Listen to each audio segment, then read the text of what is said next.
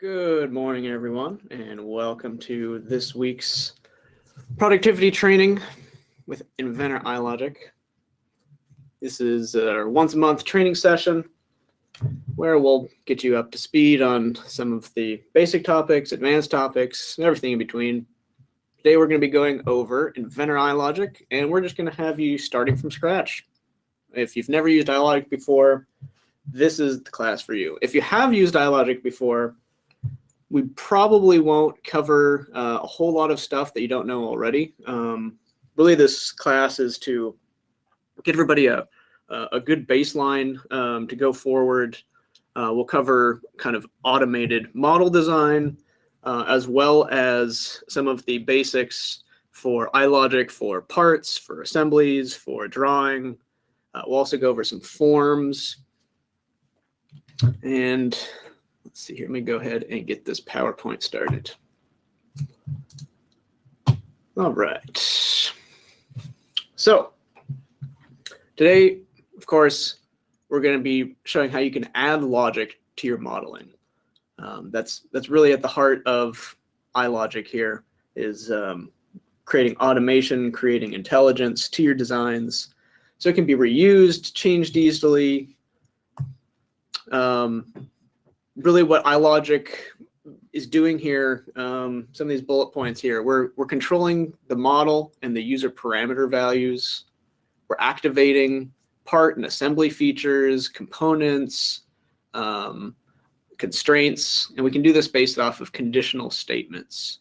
So, we can turn on and off fillets, extrusions, make patterns change depending on some variables here. We've got performing multiple operations based off of a single user input. This is really where forms come in, or triggers, where many things can happen when just one thing changes. And we can update material or iProperty information of the model. We can provide customized feedback based on conditions. Maybe a value was put in that's out of range for your model, and we can send an alert to the user about that. And of course, we can interface directly with the model using a form to control parameter values. So today, what we'll actually end up covering is how to design models using kind of this rules-based parameters thing. So not just throwing in numbers, but creating associations and equations. We'll show you how to do that using model and user parameters. We'll go over the parameters, the window, all the different ways you can sort through there and name things. Then we'll be showing you some iLogic rules. We'll be working with parts, assemblies, drawings, do a few examples for each of those. And we'll get into a little bit of the programming side, where we're going to show some conditional statements. You may have heard of if-then statements. We'll show you a few examples of that. Next up, we've got forms, just directly how all the different options you've got with the forms, what you can put on there, what the window looks like, what you're doing with that. And then lastly, we're going to go over how and when to launch rules. This is going to be the triggers. This is going to be on forms. This is going to be on, say, save or opening the file, all the different options for that. And that's next. All right, let me go ahead and open up my Inventor here now.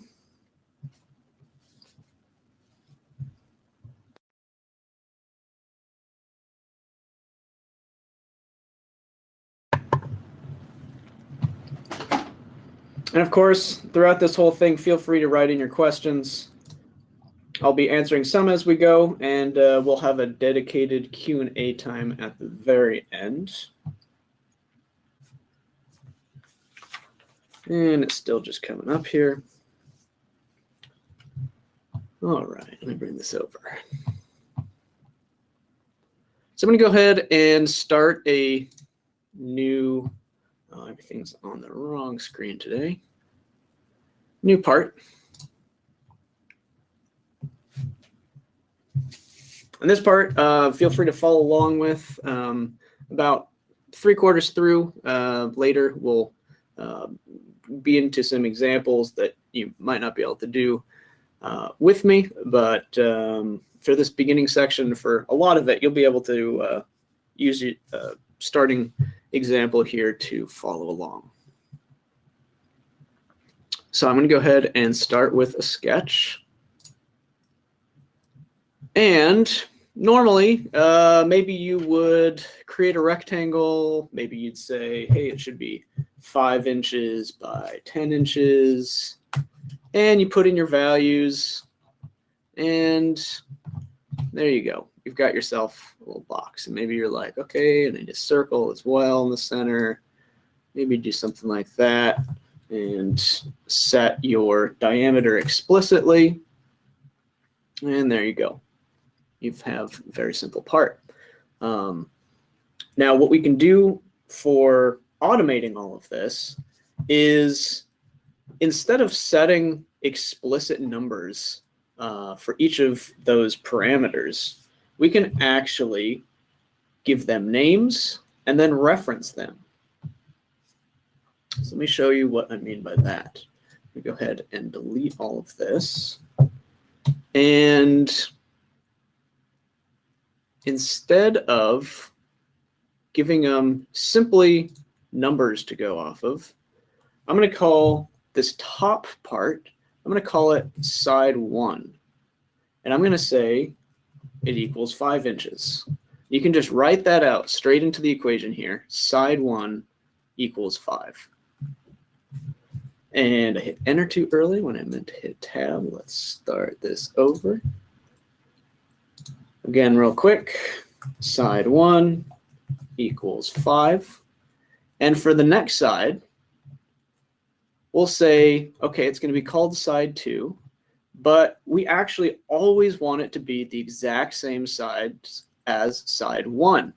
So what we can do here is just go ahead and say equals side 1. And did I get the naming wrong on that? Probably. But for the moment, I'm going to have it equal 5, and then I'm going to show you how you can change it another way. Okay, so they're each equal to 5 right now. And what I can do now is say, okay, I know I want a circle in the center, and I actually want it to be half the size, or 1/3 of the size of side 1. What we can do here is put in side 2, let's say. Side 2 divided by 3. So just automatically make it 1/3 of the sides of that side 2. Hit enter. And I can also place it using these same rules. So we'll go up to dimension and start putting some constraints on there. You'll notice it says edit dimension, and now it's giving this name D7. And so that'll be just like we had the side 1, side 2. This is called dimension 7. And similarly here, we can say, okay, I want it to be the size of side 2 divided by 2, and that'll put it directly in the center. Similarly, I will dimension the center to the bottom, and we'll do the exact same thing. And now, if I change the size of these, they'll all go together. And let me show you where these values are kind of expressed. So I'm going to go up here, and I'm going to hit this parameters button. And here we've got all the different values for that. So here are our model parameters. We've got side 1, we've got side 2, we have D6 was our diameter of the circle here. And so let's say D6, that's not a very good name. We don't really know off the, from looking at it, what that references. So what we can do is just directly edit it here and say diameter. And now that name is diameter instead of D6. And for here, we can go back and change the actual equation of it so that side 2 now always matches side 1. So let me enter that value. And you can see down here, there's a little note on when things are equations versus just a simple value. So in this case, we just see a standard 5. And for the rest of these, we see the fx denoting an equation. And then this is the derived value of that equation. All right. So let me go ahead and change this equation. Right now, everything is bound to something else. The side 2 is bound to side 1, so we can see in the equation here. And the diameter of the hole and the placement of the hole is bound to side 2. So when I go ahead and change this 5 to 6, you can see behind the scenes here, everything changed with it. So this is really an important backbone of the whole iLogic experience here. It's not just setting values explicitly. It's creating the model with some intelligence here and then working off of that to make it easier to automate and have one-click experiences for the users. All right, so I'm going to go ahead and click Done for now. We're going to finish this sketch.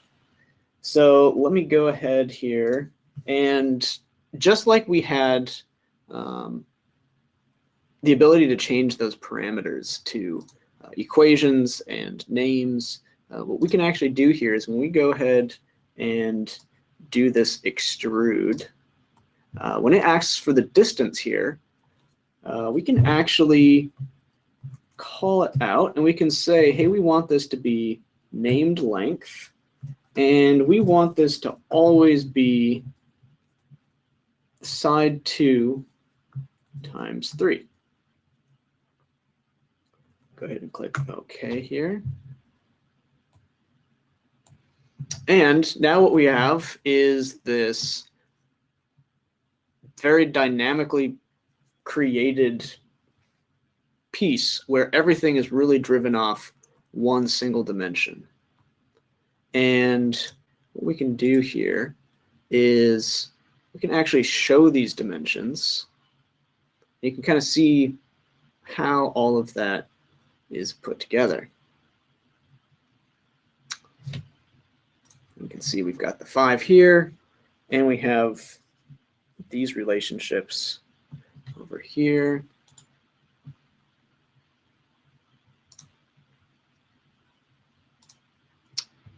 And if we go back into the drawing for this, let's see here.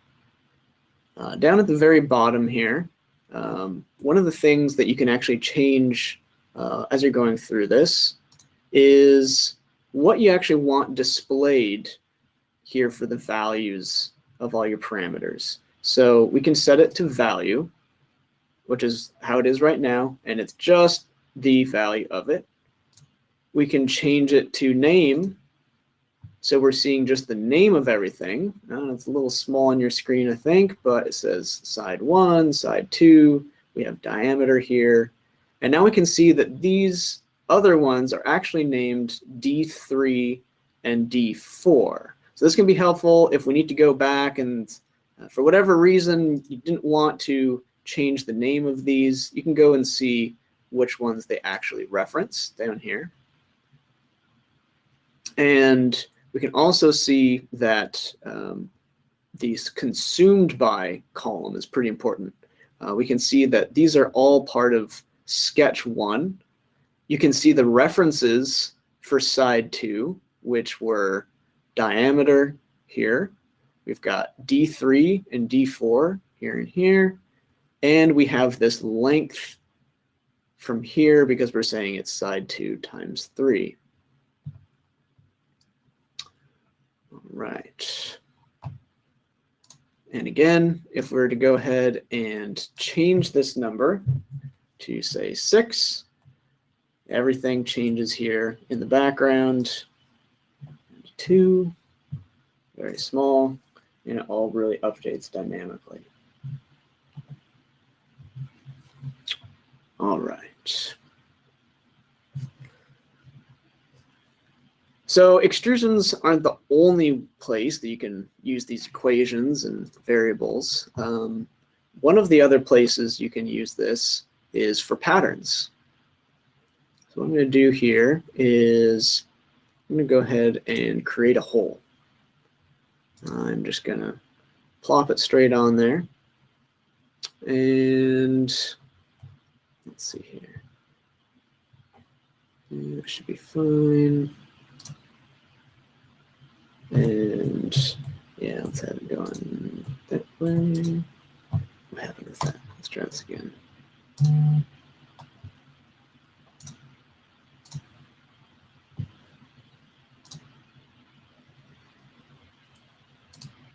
And yeah, selecting the face, selecting the reference. My Inventor is kind of freaking out in the background. And it's not working out ideally. Cannot select things. All right. Okay, I'm going to skip that for now because my Inventor is very angry with me today. What we can do is I can actually open that up to the patterning side. And just like in the other part where we had a equation here for the extension, sorry, for the extrusion, we can put in the number of holes and the size of the hole based off of parameters. And so what I'll show you here is actually, so far we've been dealing with model parameters, and there's this other section down here called user parameters. Now for these user parameters, you're going to want to look at this button down here, and you'll have 3 different options for adding a user parameter. We can add a numeric type of parameter, so this will only allow a number in the value. We can have a text type parameter where we can have, say, a sentence, and then the add true false. This is going to be what's known as a Boolean type, and the only values are yes, no, true, false, 0, 1. It's just one or the other. So what we can do here is say add a numeric, and we could call this number of holes. Now if I do this, it's going to yell at me because there are some restrictions as to what you can call this user parameter or model parameter. And let me go ahead and bring up the slide here that kind of goes over all those different options. So parameter rules. So it needs to be a unique name. It's case sensitive, so you can have a lowercase height and an uppercase height. It cannot start with a number, so it has to start with a letter. You can't have spaces, and no mathematical symbols. So say greater than, less than, equal to symbols.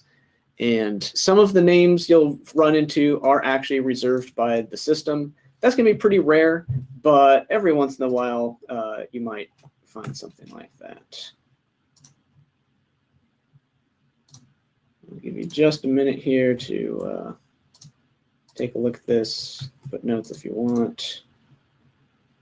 And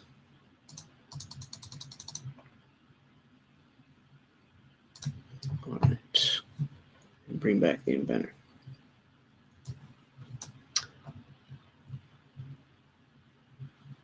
So what we can actually do with some of these user parameters is for things that aren't directly related to a dimension, they're just kind of an arbitrary number that's calculated. That's really one of the best times to use a user parameter. Or if it's an in-between for a mathematical equation, if you need just some more variables to finish off a mathematical equation, you can create user parameter. One of the other ways you'll use user parameters here is as a multi-value. So I'll do kind of two things here at once. I'm going to create a new text type parameter. And I'll go ahead and call this test. And what we can actually do here is if you right click in the equation part, you have this option, make multi-value. And when we select that, we get this little editor that pops up, and we can just choose multiple items. Let's say we wanted green, we wanted yellow, we want blue. We can go ahead and click add, click OK, and then this parameter will hold these three values. So this can be really important when, let's say you have a part that has, I don't know, maybe 5 different structures, not structures, types, different configurations, and you just want to select one of the 5 and everything else should be done in the background. This is how you would get there. You create this multi-value text parameter and put those in, and then maybe have a form or something for the user to select, and everything else done in the background for them. All right, and just to let you guys know, in about 15 minutes, I'll take a little break here. I'm planning on doing that about every 45 minutes. I know you guys have other stuff you've got to attend to, maybe grab a coffee, grab a snack. So we'll make sure we take a few breaks and give some time for you to play around on your own on your end with this as well. All right, go ahead and finish with this one. And let's see where we are here. Okay, so let me make sure I went over all the different parts of this parameters page. What I think I'll do here is just quickly run across some of these columns. You'll notice this unit type column. This is going to be an important one. This is going to say for numeric values what the unit is. If it's a text or the true false type, it's going to say that it's either text or true false instead of the unit. And then we have the equation, and this is actually going to be how the value is calculated. If it's simply the value itself, well, that's fine. If it's formula, if it's just simply referencing another of these parameters, it'll show you the actual value here in the next column, nominal value. And you also have the model value in case there's any differences with that. And these last few here, let me just expand this a little bit. You have this key option. Really what this key one is for is to help you filter. So let's say you've got this model parameter with just hundreds of different dimensions on it. What you can do is select just the key ones. Oops, my last one I didn't finish with. Select just a couple of the key ones here. And what we can go is down to this filter and say, hey, I want to filter it by just the key parameters, and that's the ones that you set here. And you can take a quick look at the other options here in the filter. We have the opposite of key. We've got non-key. We've got renamed. So this can be it's kind of your, I don't know, it's kind of like the quick version of keyed. You don't have to select anything. It's anything that you actually renamed. Chances are those are the important ones. That's generally the one I tend to use. You can sort by equation. So you can see here it kind of did it in alphabetical by equation. And you can do it by features, and in this case we're not using any of the features, so we don't need to worry about that one. I'll go ahead and put this back to all, and this last part, export parameter, I'll kind of mention at the very end, really once we get through some of this iLogic thing. It'll make a little more sense once we're actually creating some rules when this would be available. All right, go ahead and finish with this.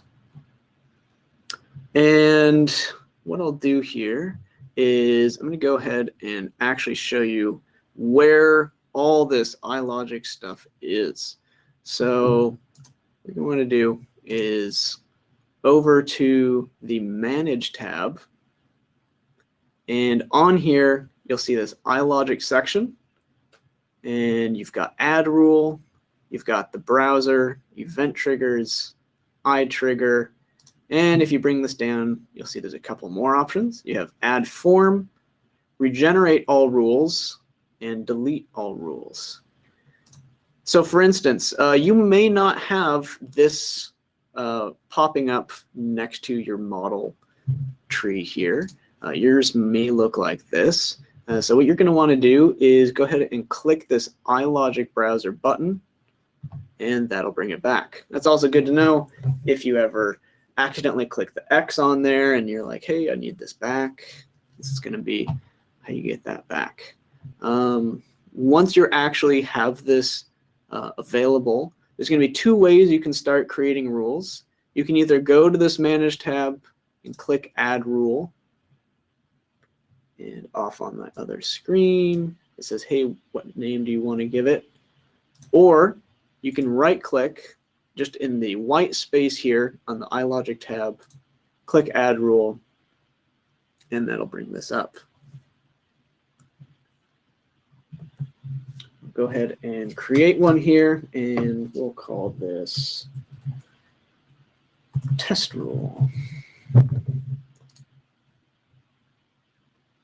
All right, and notice I was able to use a space in there. Some people don't like using kind of any of these special characters like a space, just in case they run into something down the road. That's generally good practice. Just try to avoid spaces or special characters. Usually people change out the space for a underscore. And here we have the actual rule editor. So the first part you're going to want to look at here is really just this main editor section. So here is where you're going to be dealing with actually writing out things. And across the top here, a few quick options. Print, I don't know why you'd print it, but it's there. If you want to set up how it'll print, you can also do that here. You've got your standard cut, copy, paste options. You have your undo, redo. You have a couple of new ones here now for you. You have this increase indent, which will change how far indented this is. And you have the opposite, decrease indent. And this is really going to be important as we start creating some of these rules, just so things are more readable. Generally, you're going to want to increase the indent as we're going down the logic tree. So, you know, once we're saying, okay, if this is happening, then do these actions, we'd start indenting the actions as it goes down the tree.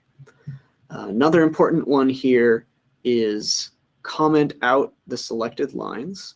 And when we do that, it will turn this into a comment instead of a real usable line.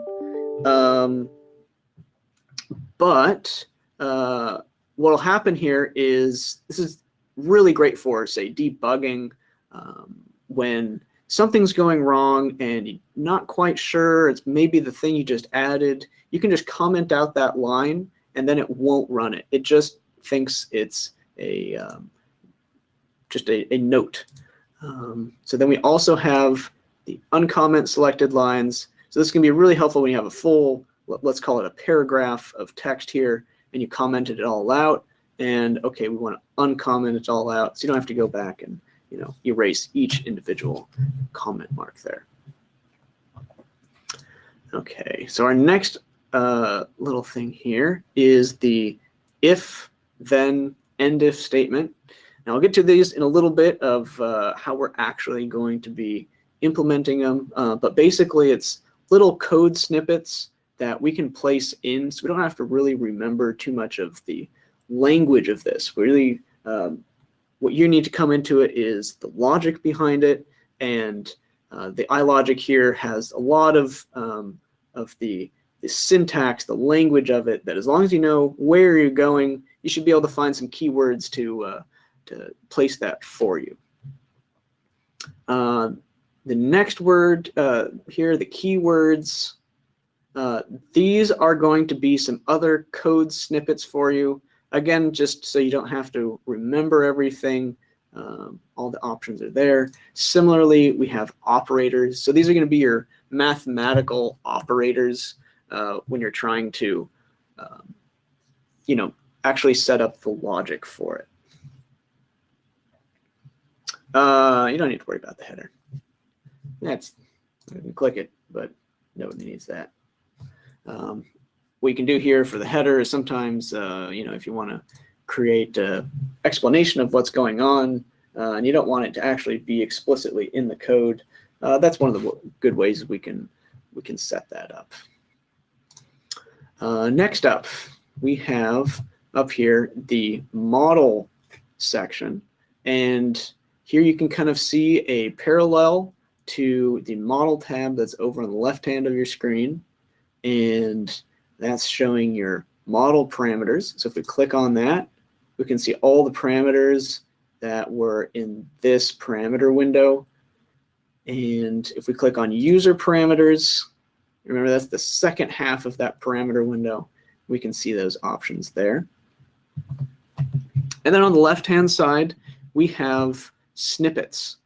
Now these snippets are little pieces of code that are already, these are the common things you're going to need to deal with in your logic here.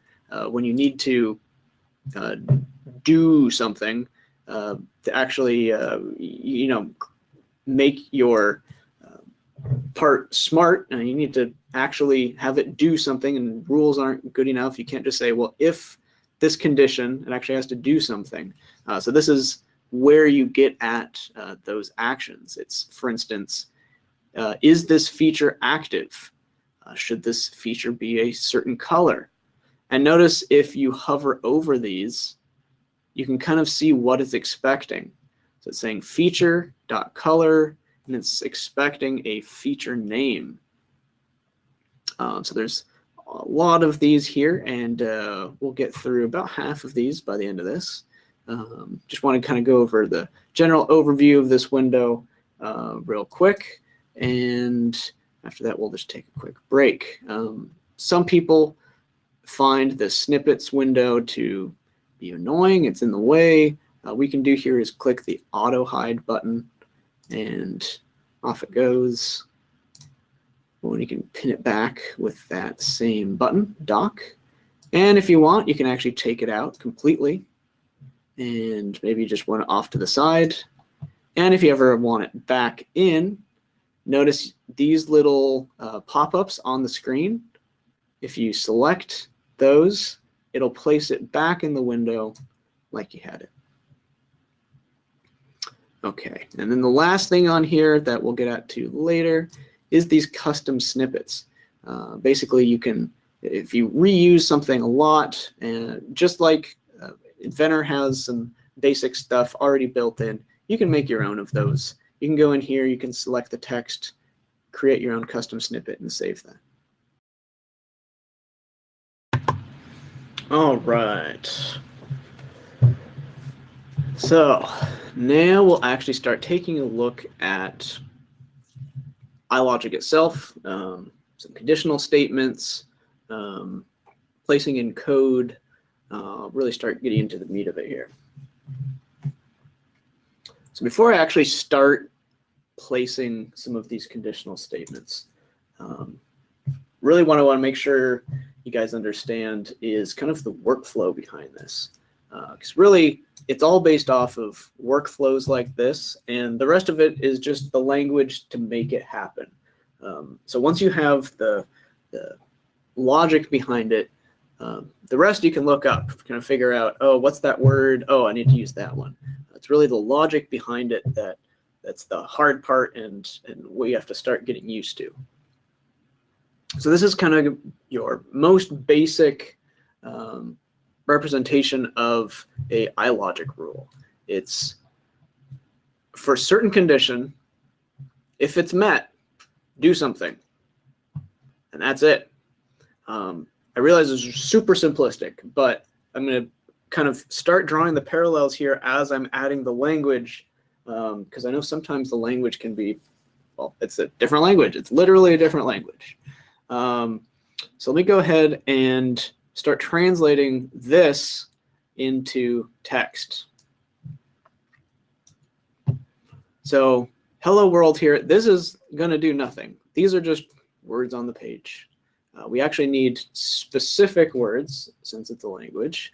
And what we're going to add here is with this snippet. So we're going to go ahead and click on this if, then, end if button. So if my expression, then do something. And to finish it all off, end if.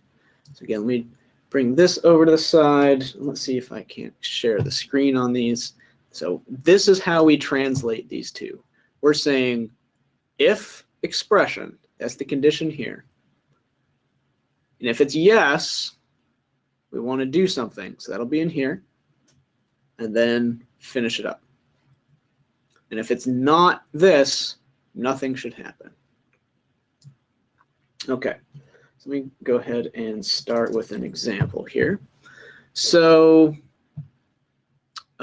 this is another place where we can use these parameters. This is where it's super helpful to have this list. So what we can do here is go ahead and highlight this. We can choose one of these options, let's say length. If we double click it, it'll replace what was there. So this can be a real handy way. You don't have to type everything all out. And so next, we're going to have to come up with a condition. All right, and so go ahead and put a space here. We're going to go to this operators option. And let's say greater than or equal to. And in this case, let's say maybe if it's bigger than, I don't know, 6 inches.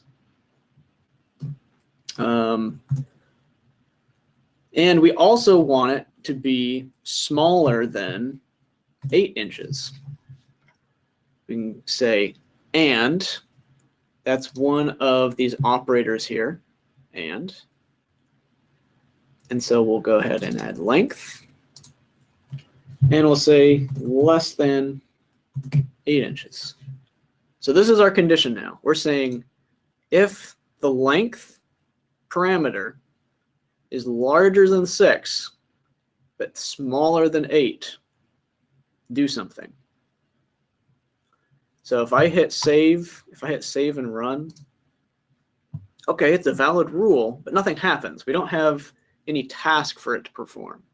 we're going to have to add a task to it. We'll go ahead and edit this rule. Notice here a few different options when you right click. This is going to be how you get back to editing the rule.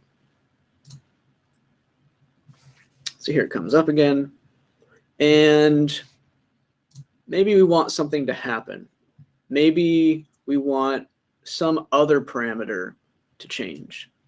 Now, if I hadn't linked it, one of the things I could do is say, make the diameter a specific size. So let me actually change that right now, because this is really a common practice as you're building out these rules, is that you have to start from somewhere. And so you make some assumptions, and as you go along, what you actually need to do ends up changing. So this really becomes an iterative process as you go. So what I'll do here is I'll close this. I'm going to go back to the parameters. And instead of making this, 1/3 of this side 2, I'm just going to make it an explicit value of 1.5 inches. Okay. And go ahead and edit this rule again. And what we can do here is we can say, okay, if the length is a certain size, let's make this diameter property. And again, here's where we'll start using this indent so we can really read it. We'll say, let's make this diameter property to be maybe a little bit smaller than what we have right now. Let's say 1.3. Okay, so if I save that, nothing's going to happen yet because our length is still pretty high. But if I close this first and change this side 1 to be, say, 2, take a look at the hole in the background. And, well, I would have to actually measure it out. I forgot the rest of it would change. But we can see here the diameter, it went from 1.5 to now 1.3. So we can see that rule ran as soon as this side 1 parameter, which affected this length parameter, which is now 6. So that fit our rule. So if it's 6 or less, if it's greater than or equal to 6, if it's less than 8, then it's going to become this number. Okay, so let me kind of explain the next step into that. So we have a single use here, and I'm going to go ahead and show what should we do about, well, there could be multiple cases. So in that case, it would simply look something like this. So we've got our starting condition, or our start, and if it reaches the first condition, do this task. If not, look at the second condition, see if it meets that. If yes, do a task. If not, look for a third condition, and if it meets that, do a task. Okay, and so what might this mean? Let me translate this a little bit. I've got this other one here using much different units for some reason. We've got our start here, and we're saying, okay, if it's larger than 60 millimeters and less than 80 millimeters, an arbitrary value of thickness should be 1.5. In our case, maybe we could say, if it's larger or equal to 6 inches and less than 8 inches, makes the diameter to be 1.5. And then if it's a little bit larger, make the thickness a little bit larger. And then if it doesn't reach either of these values, if it's smaller than 60 or larger than 100, we should give an error message to the user saying, hey, this is an out of bounds value and you can't use it. So we go ahead and start translating this into some code. Go ahead and move this off. I'm going to go ahead and right-click this and edit the rule again. And let's start adding to this. So I'll go ahead and hit enter. And I'm going to hit a backspace here for the indenting because we're no longer going to be going down this tree. It's going to be another branch off of here. And what we can do is use the drop down now for this if, then, end if button. And we can say else if. And that drops that in there. And nice part about all this is we can copy paste. So we know it's going to be similar expression to that. So let's say we paste that in and we say, okay, if it's greater than or equal to 8 and it's larger than, say, smaller than, I don't know, 16. Then we want to make diameter, and again, we can either copy paste this here, or we can go up to the model parameters again, double click diameter, and that sets it there. Or you can just type it, if that's easier.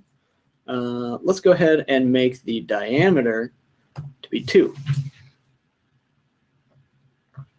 Okay, so we've got our first 2 conditions set here now. So we have, do we meet the first condition? And then the task underneath it is diameter should be set to this. And then this is why this indentation is so important, because it really makes this way more readable. The next branch of this is if this does not happen, if length is not in between here, it's going to go to the second condition. And so the order that you set this up in very much matters. So if we had this first, it would try to see if it fit this option before it tried this. All right, so we've got first option, set it to this. We've got our second option, set it to this. And now we need this last option. And so let's go ahead and set that up. We can do one more here. And we can say a new keyword here. Instead of else if, and it's giving explicit, hey, let's see if it's between these ranges. There's this other word called else. And what else is the catch-all. If you haven't met any of the other conditions, do this. So this is always one you're going to want to put last in your tree here. Okay. And go ahead and move this over. And I'm going to use a special snippet here called a message box. I want to send something out to the user saying, hey, you need to address this. And so I know it's called message box, and it's the show option. Again, in this case, luckily, it's very English friendly, where if you're looking down the options, show seems to be appropriate. Error icon, it's when you hover over that, you're like, no text, no place to put text. This probably isn't quite what I want. So we just do the show. We place that in there. And in this case, I can actually leave it just the way it is. And go ahead and indent this to kind of, oops, wrong button. Indent this to show where it is in the tree. Go ahead and clean this up a little bit. Okay. And I'm going to save and run it. And we'll start working through some of these options. So some good values to use here looks like if it's 6, if it's 8, and we'll do a larger number that's out of bounds. And using kind of reading through this, we'll probably get a message that just says message, but we want to see what it actually looks like. We don't really know what we need to change yet. We want to see what it looks like. So I'm going to go ahead and close this. I'm going to go up to the function, and I'm going to change this side. So let's say I change it to 3, right? Because then this should be 9. And check it out. Our diameter is now 2. And again, if we shrink it back to 2, this becomes 1.3. Now let's say we make it way too big. Let's say we put 7. Oh, here we go. So here's our message now. And it says, oh, here's where the title goes, and here's where the message goes. So the only option I have here is to click OK. And I'm going to click Done. I'm going to go back to the rule and say, OK, now I know where this is popping up. Let me say something like,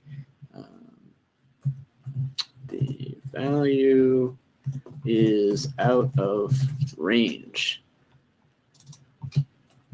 And maybe we say error up here. Click Save and Run. And because that value is still out of range, it's that very high number, that rule runs immediately. And if we were to change it to even larger number, it still gives that error. We'd have to get to a smaller number to get back to the other parts. Notice no error because we were down the other tree. So again, just real quickly, we just made here, let me bring up the rule so you guys can do a quick little compare as we're looking back and forth. So we've got this on both sides. Oops, sorry. Right, so we check the first condition, we check the second condition, and if it's none of those, we want to put that out. Okay, so let me see here. I'm going to do another little example for you. Put this away.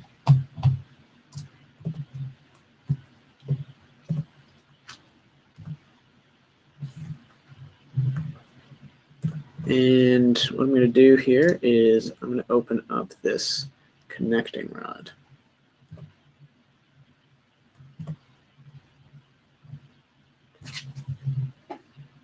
Okay. So as we look at this connecting rod, we can see there's a few named parameters. I'm actually going to filter by renamed. There we go. A little bit more readable.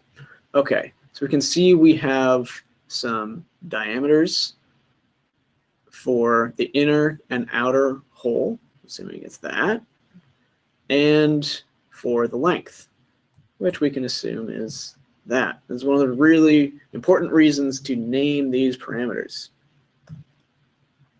Okay. So what we're going to want to do here is we're going to add a new text value because we want to create some standard sizing for this. Okay. So we're going to go ahead and call this style. Yeah, looks like that is actually a Y. There it is. And we're going to use that multi-value option that I talked about before. So I'm going to go ahead and right-click this. We're going to say make multi-value. The first one we'll call heavy duty. And the next one we'll call light duty. And so actually, let me show you one thing here real quick. Last time I listed these all out in order and then added. You don't have to do that. You can do it one at a time.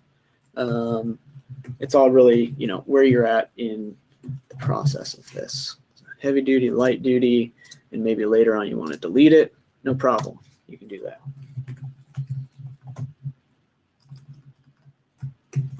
duty. There we go. Go ahead and add that. Click OK. And we can see, okay, we've got our two options. Okay. Go ahead and close this. Let me go over to the iLogic tab, and we can see we've got this length rule. Go ahead and open this up. And we can see there is some logic here. We find it. Oh, I don't like the way they did this. I'm going to go ahead and indent this. You can kind of see how I'm doing this as I go. There we go.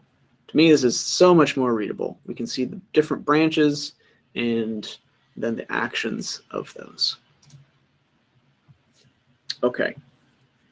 So we can see that we have a if-then statement where, if it's equal to or less than 80, in this case, I'm going to assume it's millimeters.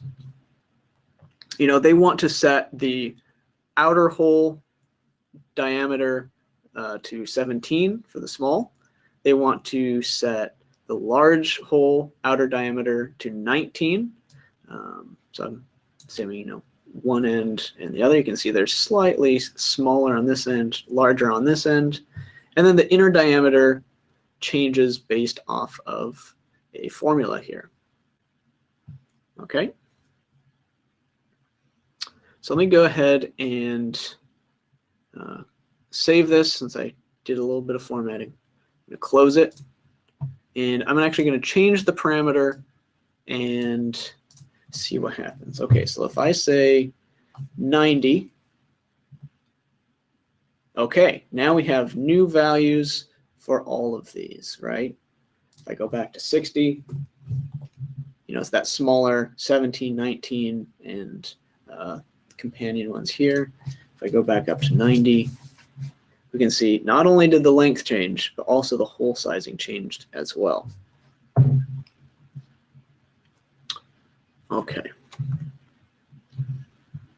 So maybe what we want to do is, depending on the different style of the, what is this here, the little connecting rod, that maybe it has a different material.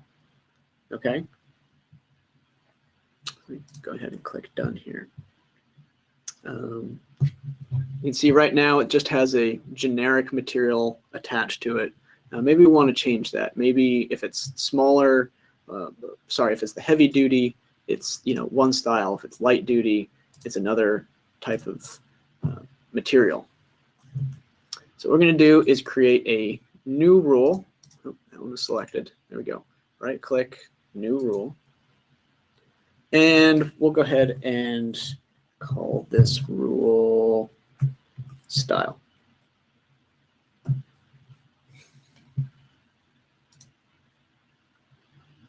Okay.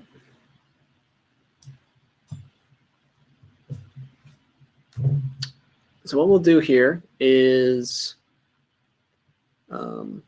we're going to create an if-then statement, right?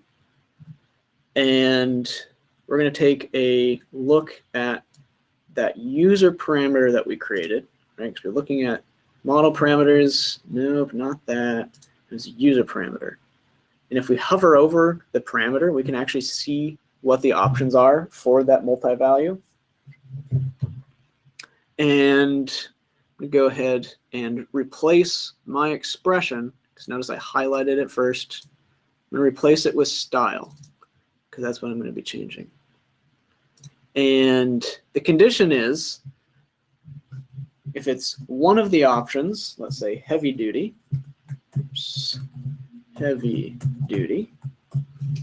then I want it to perform some task.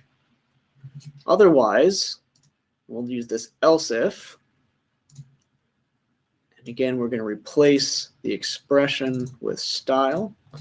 We're going to say else if it's light duty.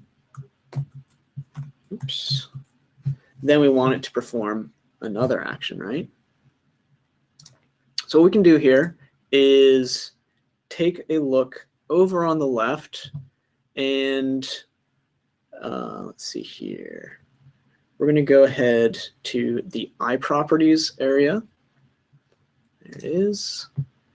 And we're going to go down to the, where to go? The material. There it is.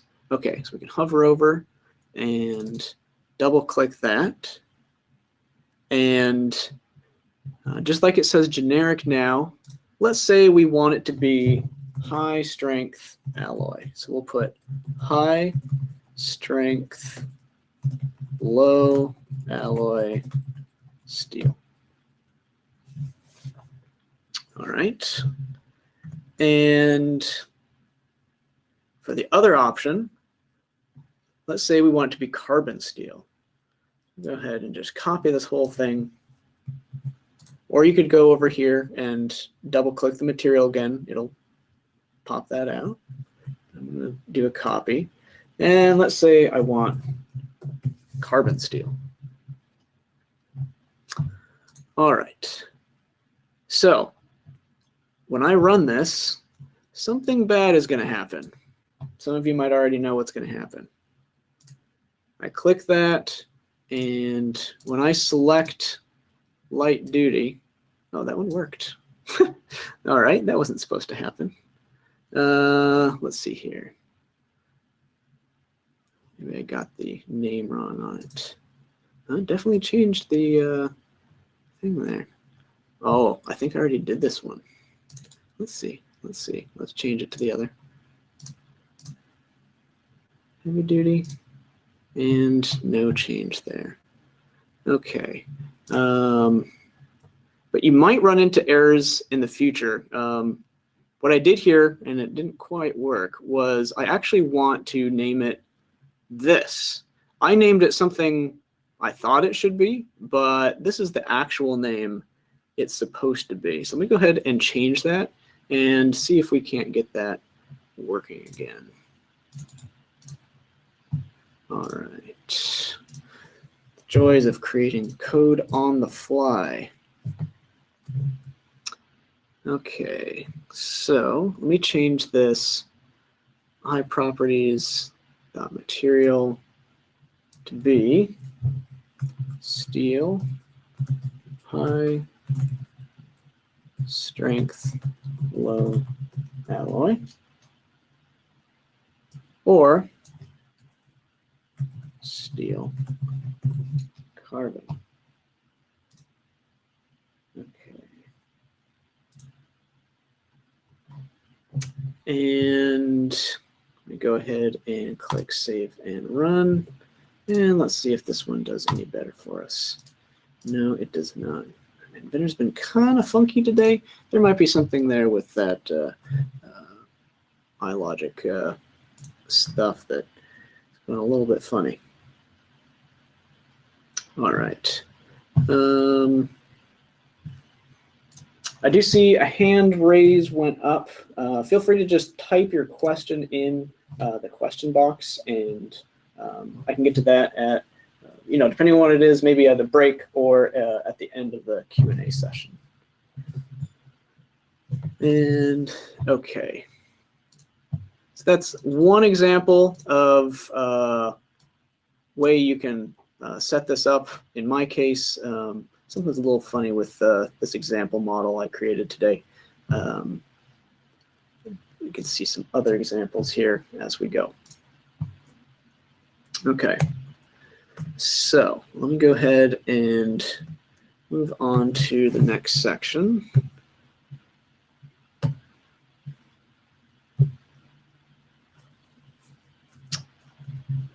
And I'm going to get a little bit more into the different options we have for these conditional statements.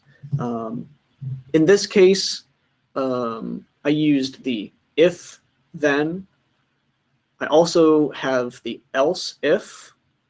And remember, there's also that Ah, thank you, Neil. I missed the underscore between heavy and duty. Let's see if that does anything for us. Hey, look, it's working. Amazing. Thank you very much. All right. Heavy duty, light duty. And you can see in the background there, it's changing, and this is changing as well. Cool. All right. Thank you again, Neil. Let's see here. Get back to this rule now that it's somewhat working. Okay, so we have our start. Our start always has to be explicit. We have to say, if this is resolving, do this. And then our future ones can either be explicit, like this, where we're saying else if it's exactly this, or our other option is else.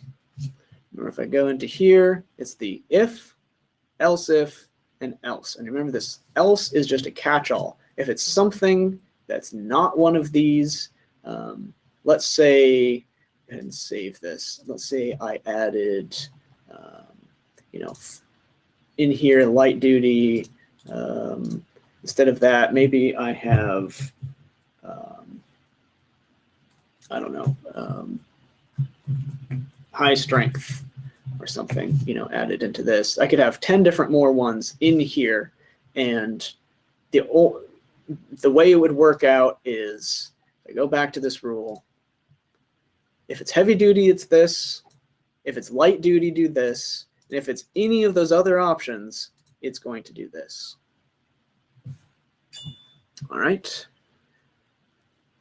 And one of the other things you'll notice in here, let's see, is it under keywords? No, okay, so it's here under operators. Very important way of setting this up is sometimes you're going to need the negative. So in this case, it's the positive. It's if it does in fact equal heavy duty, do something. The other options in here is not or is not. And we also have other ones like and or. So maybe we wanted to say, if the style is heavy duty or light duty, we could do that. We can say, or style equals light duty, do this. So let me just go ahead and comment this out real quick. Right, and then these, if I select heavy duty or light duty, this would always happen.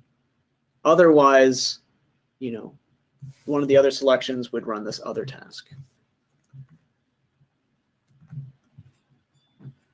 The other option that you will run across in here is what's known as case.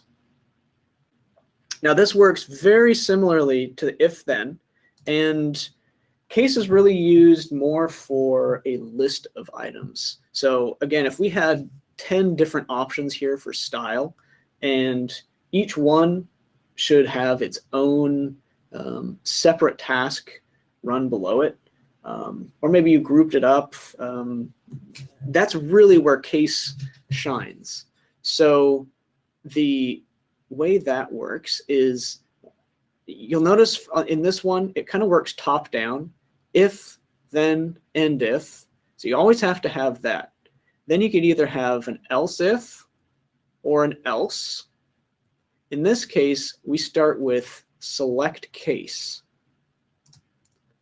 And what it's looking for, let me comment all this out real quick. Actually, let me bring this back real quick. You can see style here is highlighted in blue, and that's because it's a parameter. And so what it's looking for in this very beginning setup is select case, and we need to give it a parameter or a variable. Let me go ahead and put the style here.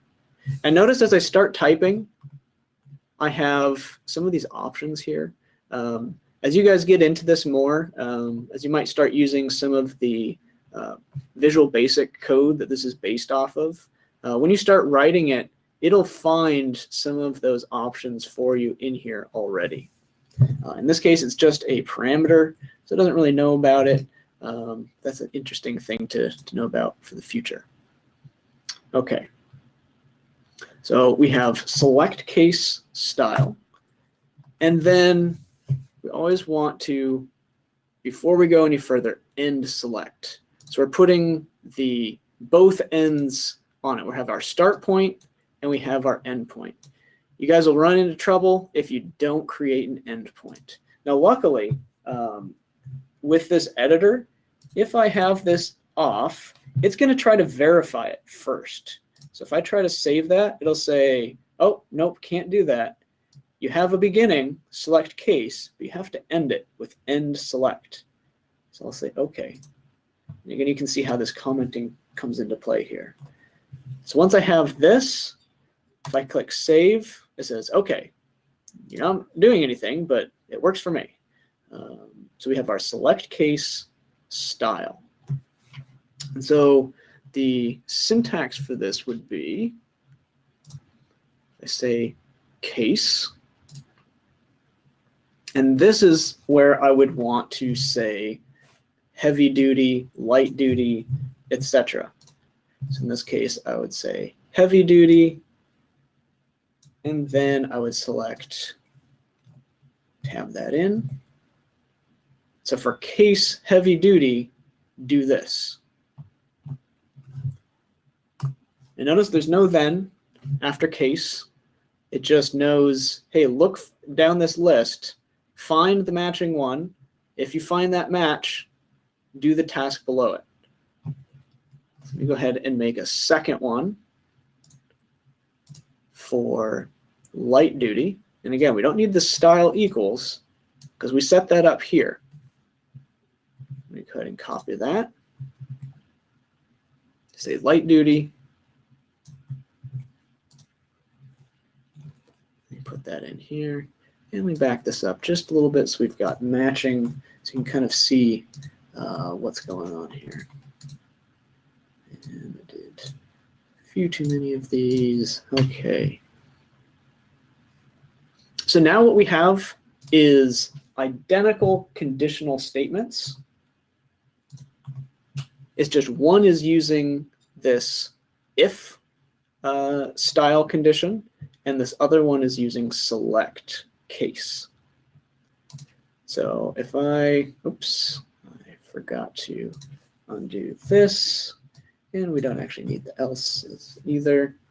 Things will kind of get weird on this. You generally don't want to have the way I have it set up. Let me actually comment out this one, and you can see we should be running the exact same code here. Let me click save and run. Okay, it liked it. And we switch between heavy duty and light duty. And again, you can see there it goes, it's changing the style. Okay. Go ahead and finish with this.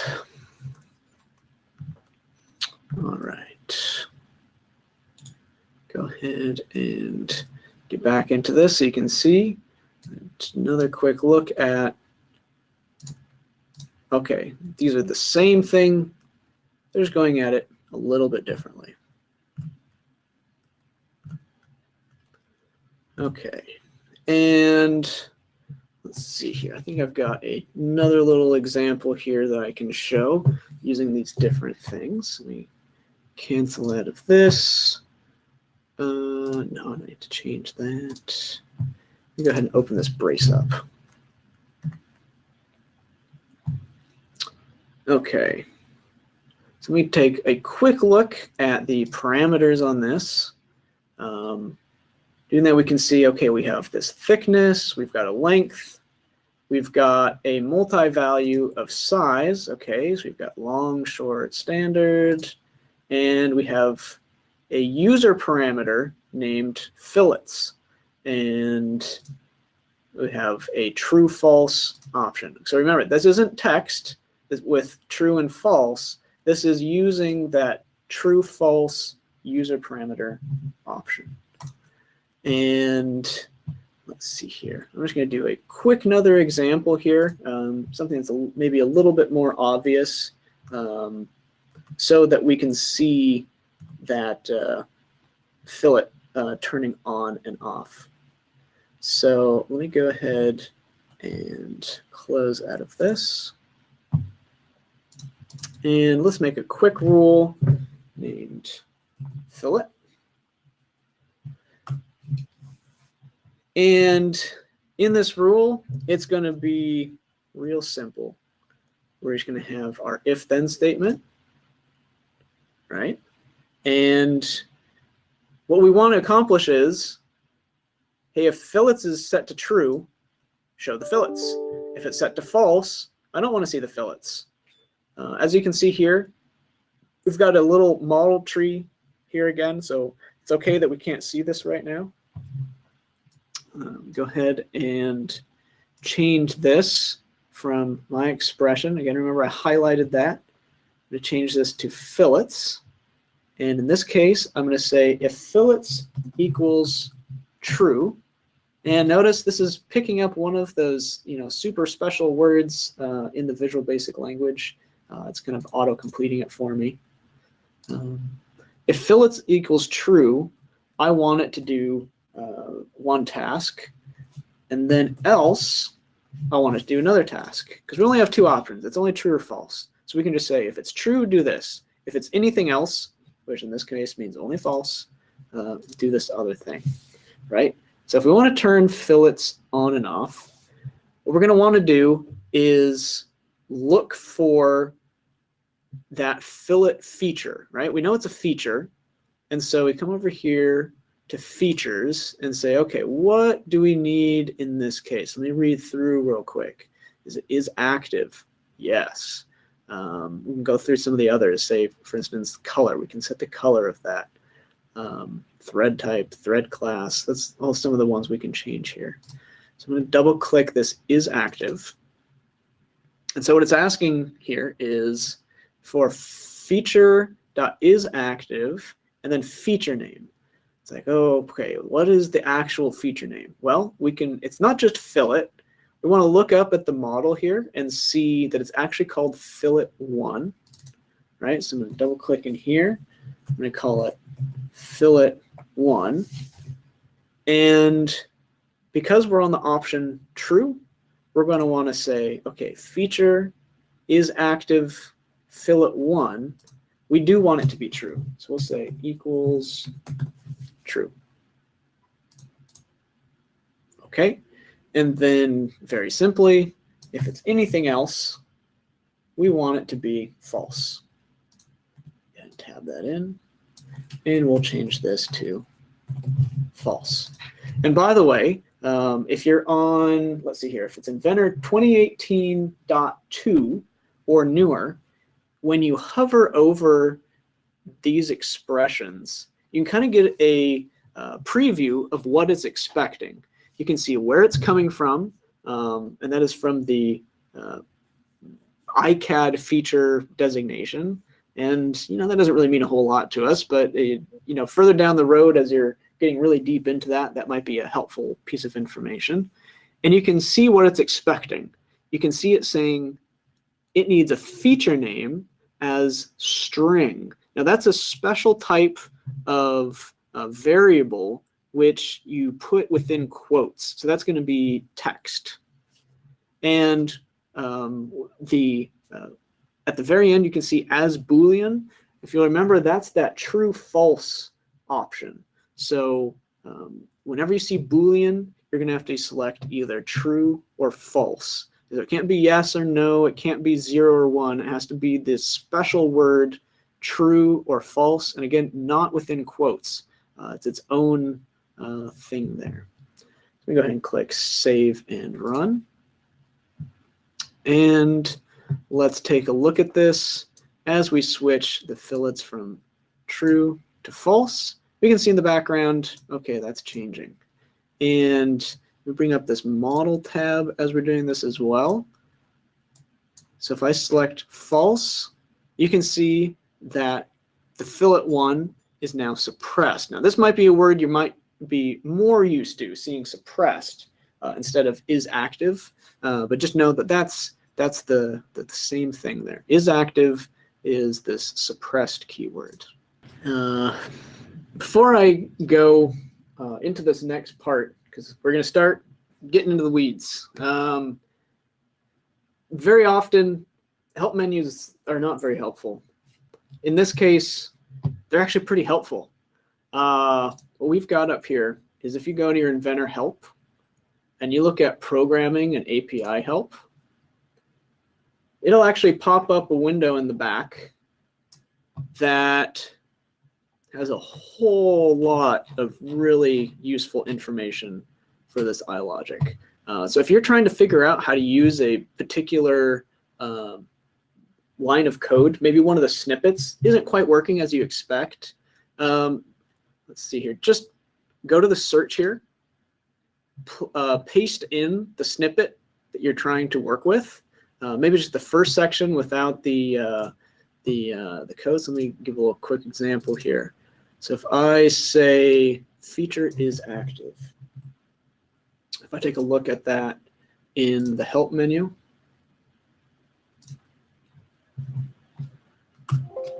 oh, didn't like, let's just look at feature.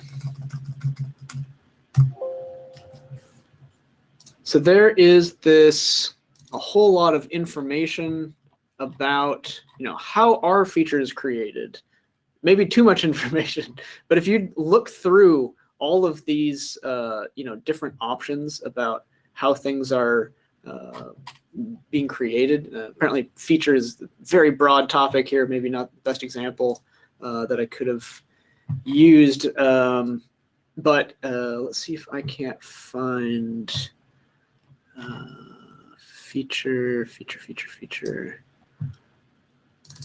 property, part features. In this case, no, wrong one. Okay, but you can kind of get the idea that it's got a whole lot of information. So start throwing some keywords in here for what you're trying to do, and it can help get you there. All these little things are basically spelled out snippets. So in this case, it's a part feature dot create path, just like we did feature dot is active.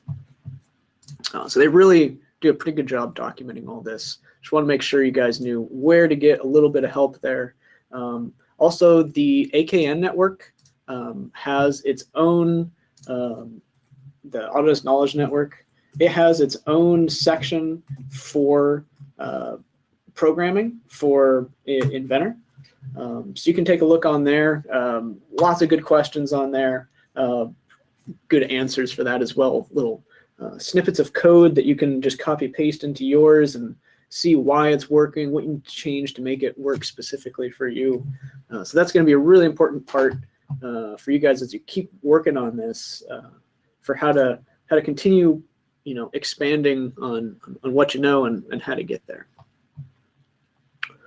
Okay, so I'm actually going to move over to assemblies now. Go ahead and open up this example. So here we've got a real simple assembly. We've got ourselves a body, we've got the bit, and we've got a cap at the very end. Go ahead and actually expand this cap. And one of the things we can do here is right-click on the table and say change component. And let's see if everything is referenced right. And yeah, so if I go to the keys tab, you can see I've got these 3 different options: standard cap, long cap, extra long cap.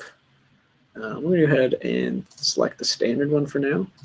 We click OK. You can see that changed there. We're going to go ahead and open up we're going to select the bit as well for now.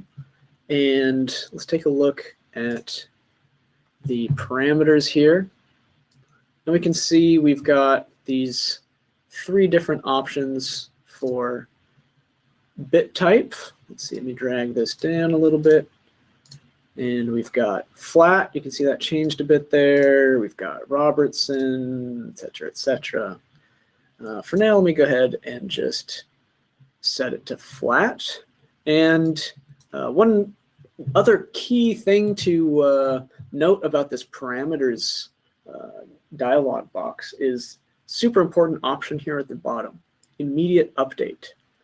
So if I uncheck this, and if I change these options, once I actually click done and set it, when if I don't have any rules driving this, and I select this bit type, nothing's going to happen when I make this go. It is right now because I haven't finished saving it and all that. But this is a very important way that you can limit how and when your rules and your parameters get updated and run. Okay. So now that we're on here, I'm going to go ahead and open up this bit type code. So again, you can either right click it and edit rule, or you can just double click and it'll open up for you. So in this case, we have lots of options, but don't get too scared at it. This is all stuff we just used. You can see here, we've got our standard if then statement, and it looks like we have 1, 2, 3, 4 options right now. And that should match our 4 options there. Yep. Okay. And within each of these options, you can see it's just setting some features to true or false. So it looks like, for the different bit types, the handle might be a little different, the cap might be a little bit different, and it's setting all those options. Or maybe it's just changing, for this one part, how it's actually creating what it looks like based off of some of these features. All right. You kind of see how that's working for this. Got the width of it, gauge length, just some very basic stuff. Okay. So I am going to go back to the assembly here. And I'm going to go to the body. And we have a few rules here. We've got an end condition.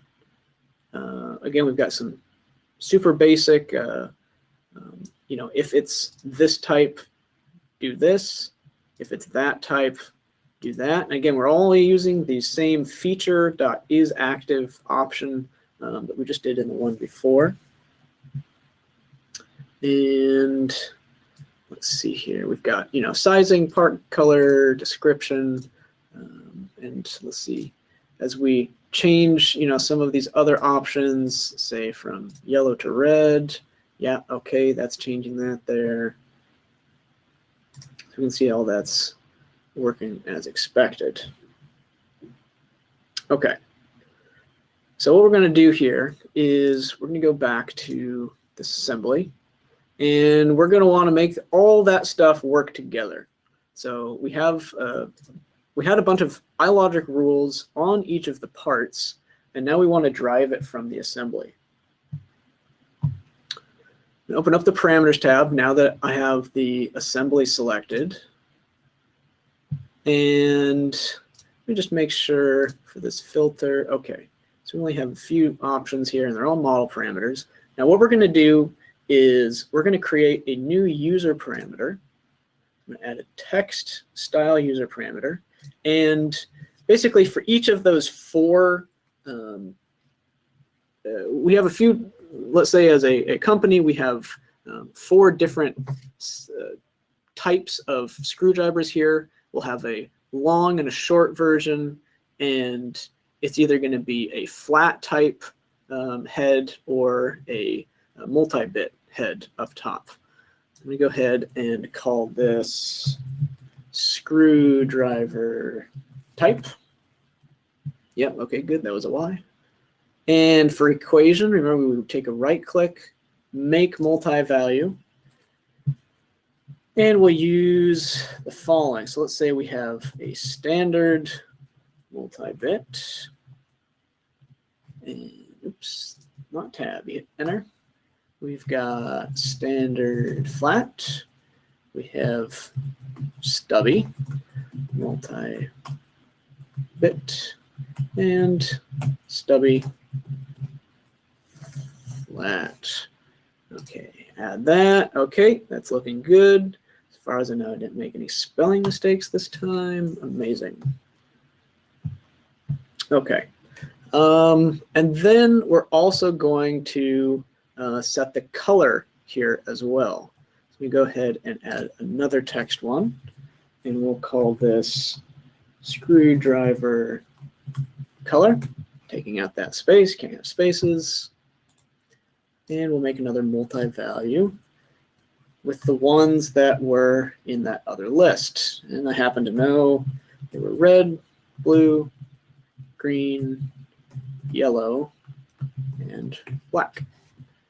Okay, go ahead and add that. Did the black come through? Yes, alphabetical. Okay. All right, looking good. We'll go ahead and close this. And of course, when I change this, nothing's going to happen. We don't have any rules yet on the assembly. Same for here. Nothing's going on. All right. So that's the first thing we want to change. Let's see here. So now, here we're going to create a screwdriver color rule. So we'll call it screwdriver color. All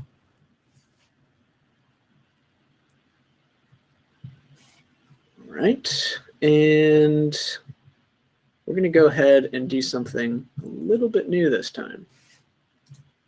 So we're going to go to the model tree here.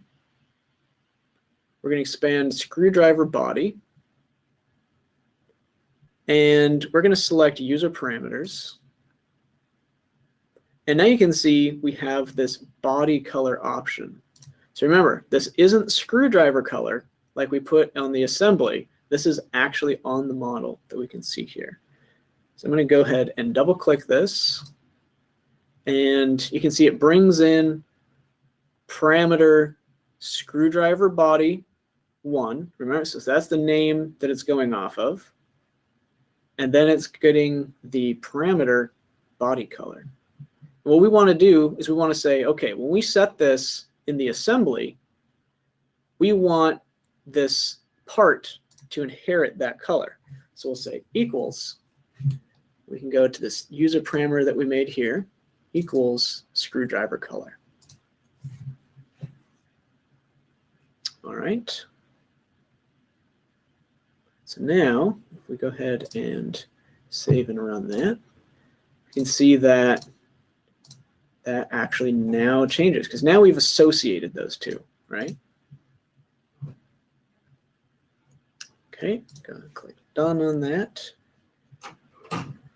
Now the cap isn't changing yet because we just associated this body. So what we're going to need to do is we're going to need to add that option to that rule. So we're going to go in here. We're going to go to the cap. We're going to, let's see here, I'm going to right click on this. Nope, not in there. Let's see here. Let me take a look at it in the model browser first. So on the cap here, we're going to right click on that. We're going to look at its eye properties. Here they are. And did it come up on the other screen? No. Maybe. There it is. Okay. And let's go to the Occurrence tab. And let's see here. We can see that the name of it here is very specific, right? So we've got screwdriver underscore cap dash 01. So that's the name. And then the occurrence name is then the 1. All right.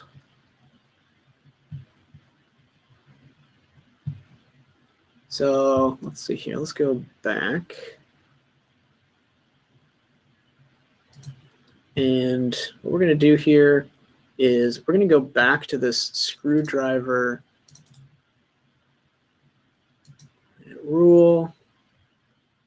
And what we're going to want to do here is instead of grabbing the parameter just like that, we're actually going to grab it from the component.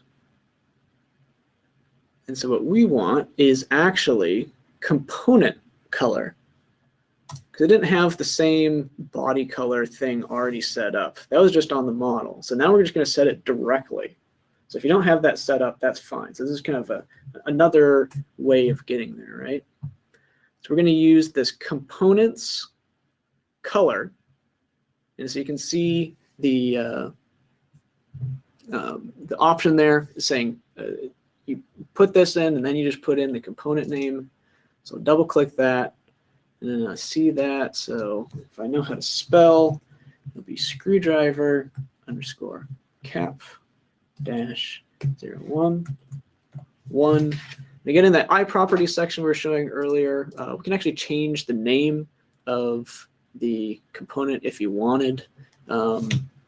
If it needed to be a little bit more user-friendly to see it. In this case, this should be fine. And we're going to set that to this user parameter screwdriver color. Right? So let's give that a shot. Let's see if that works for us now. Yep, there it goes. So now we've directly associated the color of this component, right? So in this first case, we had this body color user parameter already on the screwdriver body, and that associated to the color. And here we kind of did a shortcut where we're like, okay, we don't have to set up anything on that other part. We can just set it directly. All right, just change some colors, and hey, there it goes. Beautiful. Okay.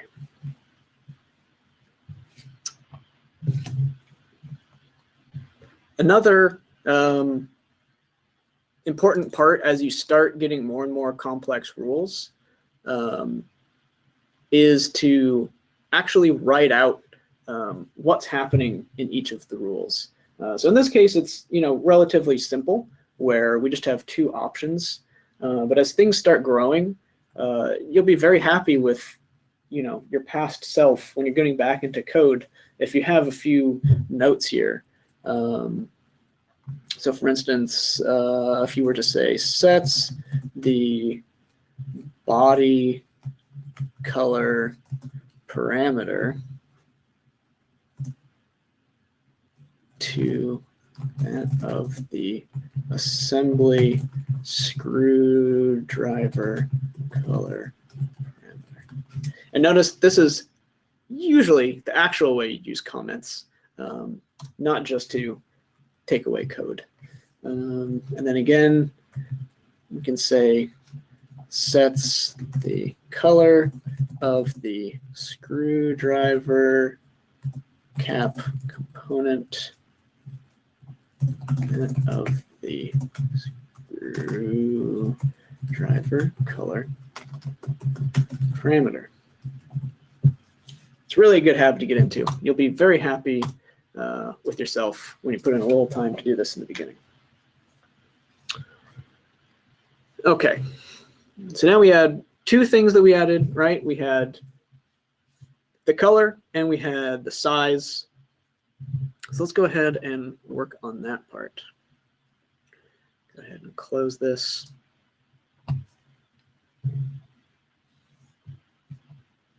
Okay, so I'm going to go in here, and for the moment, I'm going to go in and let's see here. What should I start with first? Let me go ahead and do this. I'm going to go in here, and I'm going to right-click on the level of detail, and I'm going to click on New Level of Detail.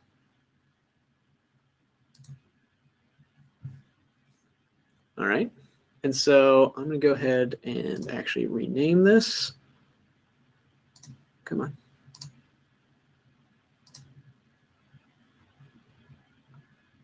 Come on. Yeah, it's fine, whatever. Okay. I'm going to go back down here to the screwdriver body. And instead of having this kind of arbitrarily named insert one, I know that that's actually the cap body insert. So I'm actually going to name it that. And let's see here. There we go. So cap body insert. Let's see if I can't. No, it doesn't like me. Okay, that's fine. Cap body insert. All right. And similarly, I'm going to go to the screwdriver bit, and I'm going to rename these so it's more English friendly. So I'm going to call, oops, we call this one bit CL. I'm going to call this one bit angular. And this last one is going to be bit mate. Okay, now when I'm referencing things, it makes it a little bit easier to know exactly what I'm talking about instead of those just kind of arbitrary names. Okay.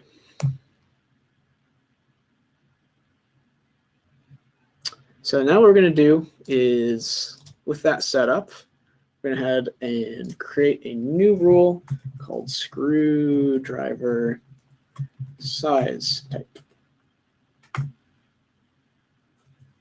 Okay. So we have this up, and really what we're going to want to do is, using these types, we're going to create some rules. So this is standard flat, standard multi-bit, or the stubby versions of each of those. So go ahead and start here. We're going to start a new if-then statement.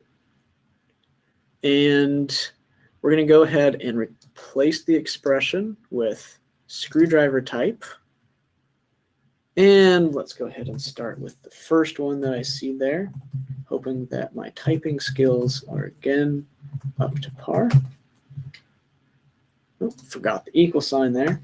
Very important. This isn't a case. This is an if-then. So if screwdriver type equals that, then do something. And in this case, what I'm going to want to do is change some of the parameters of our screwdriver body. All right. So what I'm going to want to do here is go to parameters, and what I want to do is use this parameter assembly version. And you can see it's a little bit different than just the parameter. So parameter here is just referencing a local parameter. For parameter assembly, it's saying, hey, look at this part. and then it's the parameter on that part that we're going to change. All right, so I'll bring this in, and instead of part 1.1, let's see, I forget if this works. No, it doesn't. Okay, so I'm going to type in, oops, I'm going to type in here, screwdriver body. Nope, missed the underscore. I remembered this time. And then in this case, it is occurrence 1. So it's screwdriver underscore body 1. And so this is changing both the size and the bit up top. So we'll say end type as our first one. And I just happen to know that's the name of it from creating the model. Multi-bit is going to be what we want that parameter to be. And what we can do here is a nice little copy paste. And again, if we hover over this, we can see what it's looking for. Now again, this is maybe a little bit extra information, getting a little bit complicated, but it can say sort of that it's saying, okay, the first thing it's expecting is the component, and the second thing it's expecting is the parameter name. So again, we've got the component in there. Instead of end type, we just want type as in stubby or standard. And here we'll go ahead and click on standard. All right. A few more things for this particular setup. We're going to want to turn on and off the cap depending on what type of screwdriver it is. So what we're going to want to add here is component active. So remember, it's not a feature, it's a component to turn on and off that cap. So we'll go down to components. We'll say is active. And we'll do a nice little copy of this part. And we'll say, okay. So we want to say screwdriver cap dash 011. Is it active? In this case, yes. Some of the other ones, it's going to be turned off. Similarly, we're going to want to turn on and off a constraint. In this case, since we do have the cap, we want the constraint to be available as well. So let's go down and look for constraints. Where are you? Not the parameter, not the feature. Okay, I'm not seeing it right off, but I happen to know that it's simply called constraint. I'm sure if I looked a little bit more, I'd be able to find it. And notice how after I start typing this constraint, once I hit that dot, again, if you're on Inventor 2018.2 or newer, when you hit that dot, it's going to give you the different options you have. IMate definition is active. That's not what we're looking for. We just want is active. Okay, so we can double click that, and we can hover over that once I get the this parenthesis up, and it says what it's looking for. So it says I need the constraint name. Okay, and as we changed that before to cap body insert, that's what we're going to want to put here. So cap body insert. And we want that to equal true. All right. And for our other types, we're going to want to do something very similar. So what I'm going to do here is I'm going to start doing some of our cleanup here. So now it looks a little nicer. And I'm going to go ahead and enter in a else if statement. I'm going to copy this part, into this next expression and say, instead of standard multi-bit, let's just call it standard flat. And I can go ahead and copy all of this part again, because those are the exact same parts that we're going to be dealing with. We're just going to have some different values for them. So in this case, the end type is no longer going to be multi-bit. It's going to be flat. So we'll change that here. The type is still standard. So we've got standard flat. And with this flat type, we don't need the screwdriver cap. So we'll go ahead and change this to false and this one to false. Again, remember, this is a special keyword, false. It doesn't need to be within quotes. In fact, it can't be within quotes. Now we'll go ahead and let's see here. Should I do the other ones, or maybe I should test this?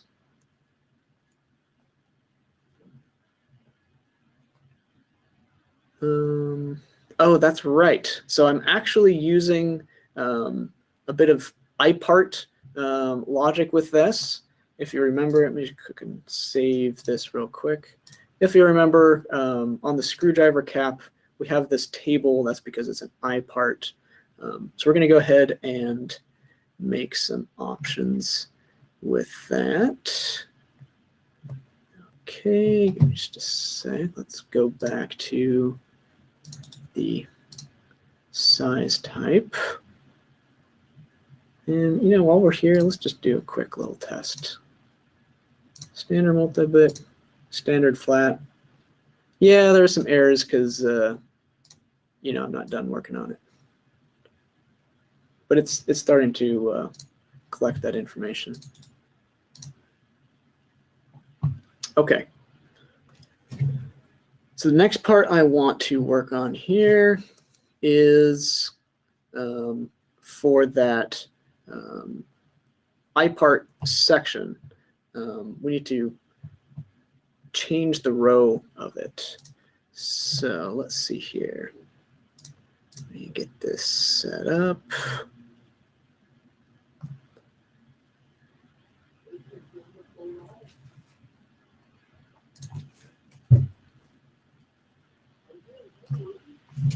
Let me see if it has the option here. Yes, it does. Okay, so I was able to find, since I know it's an IPart, and I need to change what its option is. Let's see. The name I'm going to be using here should be, if I have all my stuff in a row, I'm going to see here, it's going to add, oops, move the mouse. It's saying change row, start with the component name, and then add the row name. So when I turn this on, I'm going to want to change this to be the screwdriver cap.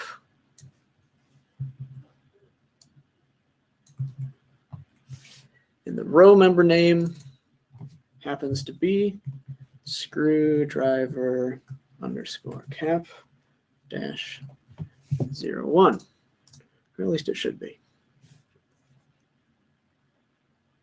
Okay.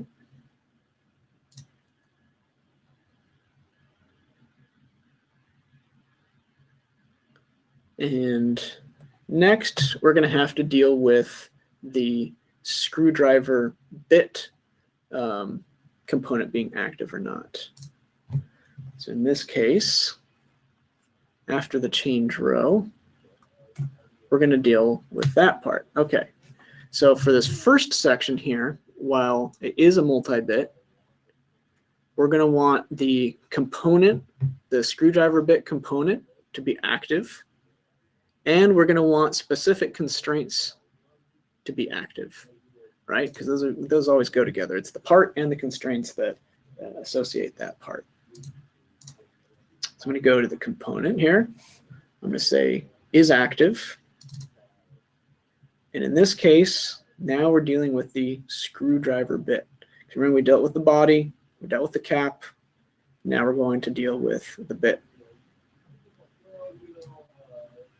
go ahead and click on that. Screwdriver underscore bit 1. And in this case, we're going to want to turn it off. Is that right? Nope, that's the next part. This part we do want it on. True. Okay.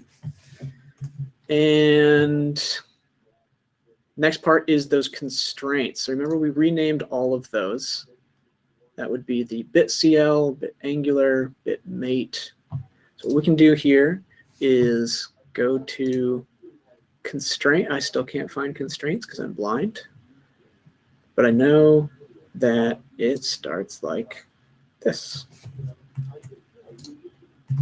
So I can say constraint is active, and I want each of these, right? So I'll start with bitcl, and we'll have that equal true.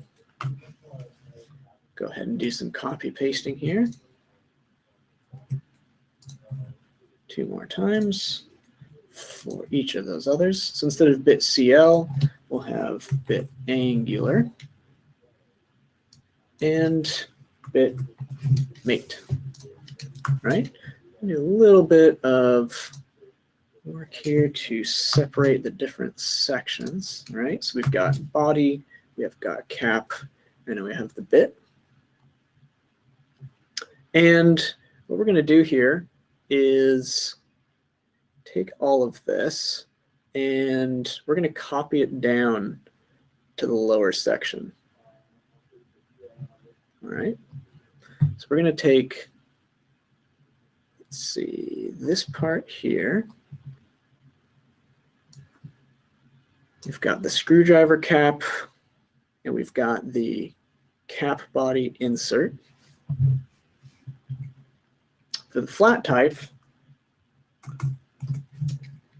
we'll say we already know that we want that to be false. That's part of the design documentation. And now we're going to need to copy the other section as well. And we're going to want to turn all of this off.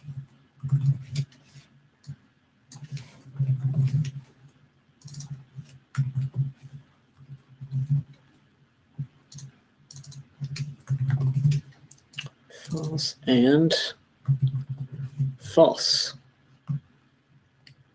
Okay. And let me take another quick look at this, make sure I'm getting everything.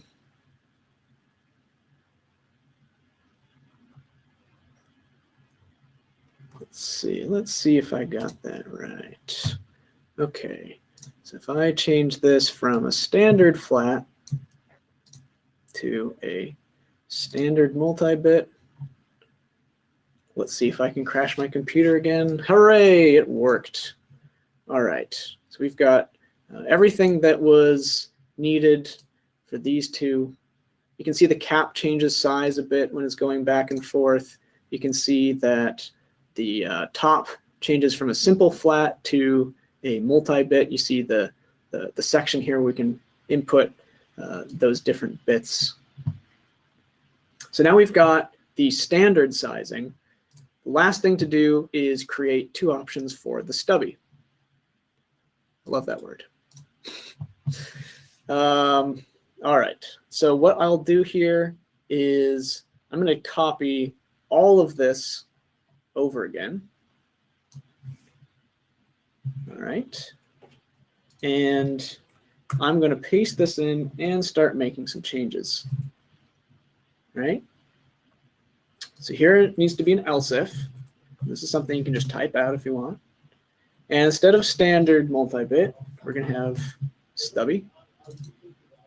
And here we want it to be stubby flat, right? And again, as we're working our way through, okay, so we have multi-bit, yes. The type, nope, this should be stubby. And same for this. And the only thing that really changes with this is that the screwdriver cap, I happen to know, is 0.3 instead of 0.1 for this multi-bit type. Let's go ahead and save and run. And as we move across, let's see if I can't make this a little smaller so we can see what's going on. Now if I could do stubby flat, it's thinking, and hey, there we go. So let me rotate this a little bit so we can see what's going on. And now we also have the stubby multi. And you see the cap got a little bit longer. And we move back to, oh, I messed up one of the wordings there. Let's see if we can't get back to stubby flat. Well, I made a little typo in there somewhere, but you saw it move from each of those different parts. Let's see here. Let me see if there's anything else really I want to go over for assemblies. I think that's about as far as I'm going to get this time. Just about anything in here where you're going to have to reference parameters or components, constraints. There's going to be a version in the snippets here for the, let's see here. This is a better version. So for features, this is active. This is just going to be for the one we're on right now. And for assembly, you're going to want to do this is active assembly where you can pick and choose which part exactly you're talking about for that. And we are going to move on to drawings. And I'm going to have to go through that a little bit more quickly than I like, but then we're going to get to sort of the forms and how to fire off these rules. There's different ways than just changing the parameters that definitely want to make sure I get to. All right. Go ahead and close that. Try not to crash my computer.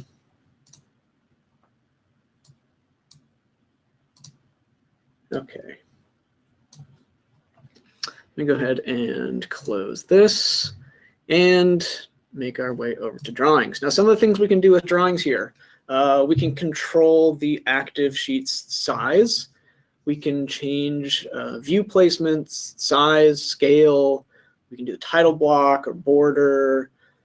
Things like balloons, we can reattach balloons, maybe view suppression, or we can control the visibility of the layers as well. I know that can be a pretty helpful one to go through. So I'm going to go straight into an example here and kind of show off some of those things. And I've got the cuts. All right, let me open up both of these. Okay, so here we have a drawing and the model, the assembly here that it's based off of. All right, so I'm going to go ahead and open up this vice size rule. And what this is doing is it's changing the views of this, right? So if it's a small, medium, or large vice size, it's going to change the view based off of that. Because if it's too big, you know, it's not going to fit on the page if it's all the same size. So this kind of scales it a bit depending on what size it is. All right. So if we go to the assembly, let's see if we can get this working as expected. Let me go to filter down to renamed. There we go, much easier to look at. And let's take a look at this right now. Okay, we can see what it looks like. And as we change that from small to medium, you can see we've got a longer option there. As we change over, we can see, okay, it's in there, but it's starting to, you know, overlap on there. If I change this to large, I figure if the whole thing's going to crash since I'm not on the model. Yes, it is. Let me go and change this while I'm actually on here. There we go. And hey, now it's way off the size. So what we're going to want to do is we're going to want to change some of that so that, depending on that vise size, that we scale things appropriately. Okay. So let me finish with that. And let's go ahead and start working on the IDW. So now that we're here, we're going to add a rule. And let's see here. Maybe we call it drawing cleanup. Okay.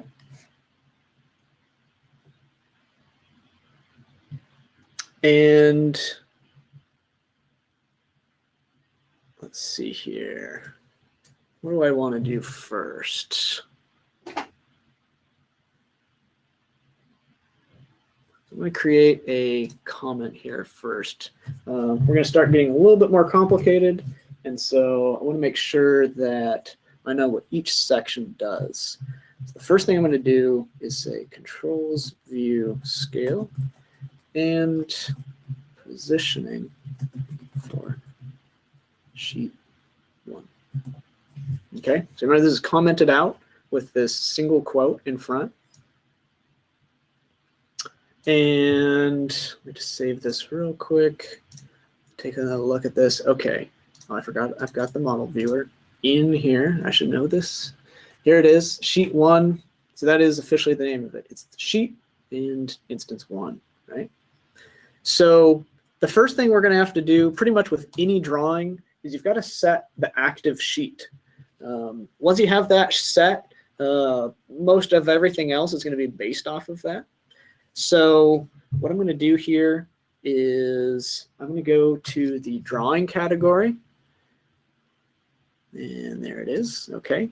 And what I want to do is I want to access the active sheet. Okay.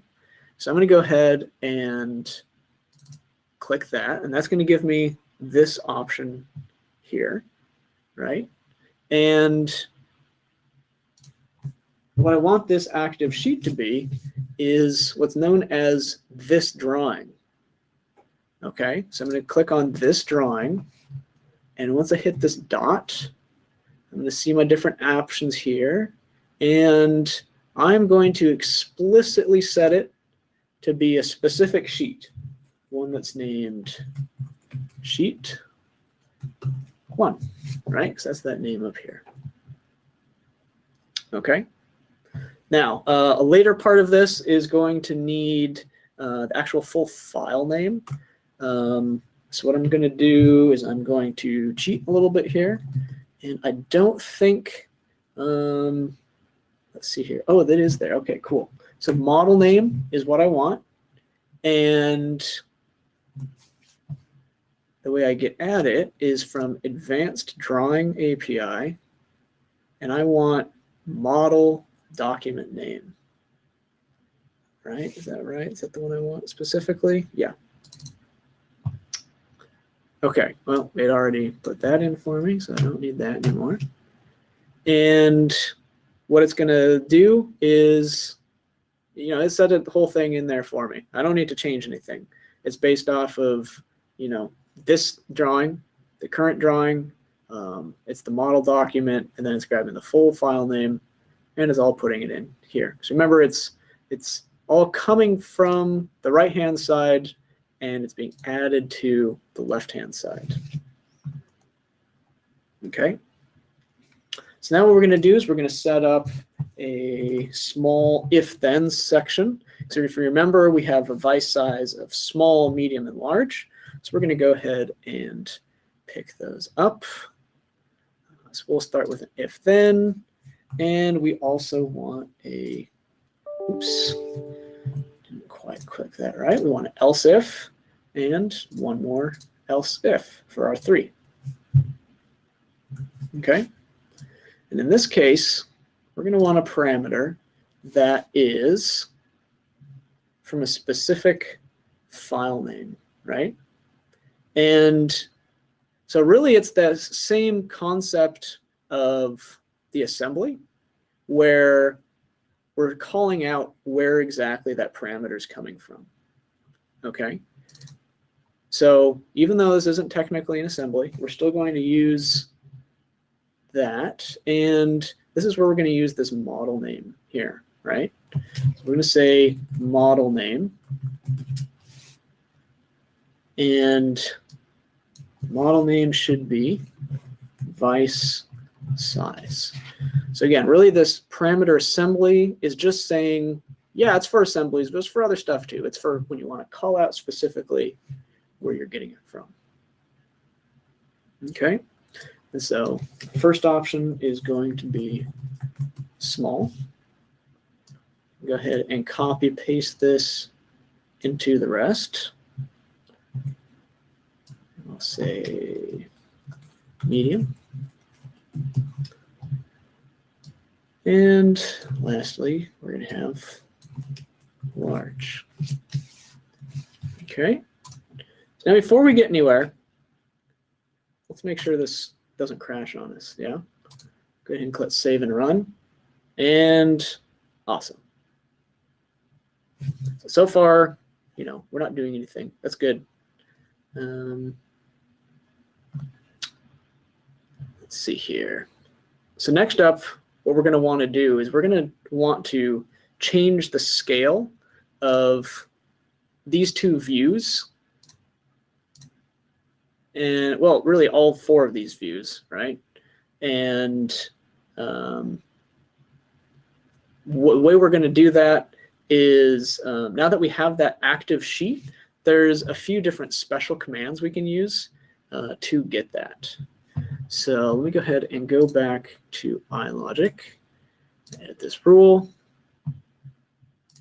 and let's start on medium, let's say. All right. And so we're going to go to the drawing category again. And what we want to do is we want the view scale. All right. So here we have the view scale. This will get or set the scale of a view as a number. Perfect. That's exactly what I want. So let's say I already did some testing beforehand, and I know what values to set the scale for each of these. All right. So what I'm going to say is I'm going to have this scale be 1. And I'm going to have do a little copy paste here. I'm going to have view 4. So remember, those are kind of our two main views there. Everything else is based off of those. I'm going to have that equal 3/4. Now, there's a couple different ways I can do that. You know, I can put 0.75, or I could just say 3 divided by 4. That's an okay value as well. Now, also know, once I change that scale, the position that it starts in, that's going to be off a little bit. So I'm actually going to have to set that positioning. Okay, and so let's say I already did the stuff by hand, where it's like, okay, it needs to be right there. So I already know those values, right? So what I'm going to do is I'm going to go into the snippet category here again, and I'm going to have to change two things. I'm going to have to change the view set center, and then I'm going to have to change the spacing to the corner. All right, so I'm going to start with view set center. And in this case, yep, I do want to set the center of the view to a very specific reference point. In this case, let's call it 7 and 6. Let's say I already figured that out. And for view 4, we don't necessarily know the center of it. We just know we want it to be at the corner. Okay, so what we can do is we can say set spacing to the corner. So let's see here. View from corner. That's the one we want. Give that a little tab. Make sure I'm setting this to 4 instead of 1, because I know that's the one in the corner. And so what's it looking for here? It's looking for distance on the x-axis. Let's say I just want that to be 0.5, Distance on the y-axis, again, 0.5. And you'll notice that it's got this nice little cheat here. It's saying, I'm going to reference a very specific point that you don't actually have to know the number of. It'll just calculate it for you. There's a few different options here. So again, if I go back and take away that period, once I hit period, you can see I have the option of automatic, bottom left, bottom right, top left, top right. In this case, I'm going to want top right. Okay. So we go ahead and click save. Yeah, okay, I like that. Go ahead and click save and run. And we're on large now. So let me go ahead and go back to here, change this to medium, and click done. That changed. And now we can see this part changed as well. Now what I have to do still is do the drawing cleanup. So I'll run the rule, and hey, that looks way better. We've got the scaling a little better. It's placed, 0.5, 0.5 from that side. And you can see this view 1, we set it to a very specific point here, and then these all base themselves off of that. Okay. If I go to small right now, you'll notice all those values are staying the same. And it's a little bit off, right? And so we have to change it actually for small, for medium, and for large. So let's go ahead and open that up, and let's set all the different options in there. All right. So let's go ahead and copy this. And I already know beforehand, hey, I need this to be scale of 1 and 1. I'm going to have this be 6, 6. And this can stay as 0.5, 0.5 top corner. And then for large, I make just a few adjustments. We're going to have the scale be a little bit less since it's big. That scale's fine. Center's still fine there. It was just that that center one that was a little bit funny there, right? Let's go ahead and save and run. And hey, look at that. Our small one, now it's a very well placed in each of those sides. And as I change it to large as well, we move back over to here.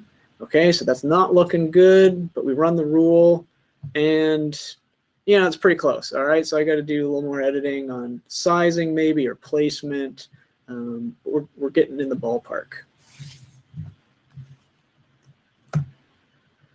So for the large, maybe what we'll want to do is change just this view and this view.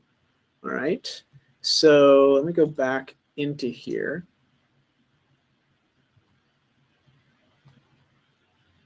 And I'm actually going to use a little bit different option. Let's see, is there a snippet version of this? Yes. Okay. So for those overlapping views, especially this one, I'm going to set a specific spacing from another view. So that's really one of the cool things as you're going through this sizing thing, is that you can use some of the known values with in between, because you can reference how they're built once you're in the iLogic here. So let me show you what I mean by that. So first of all, I'm going to go to the spacing, so drawing, and what I want to do is I want to say spacing to other view in the large section here. All right. And I'm going to do that twice.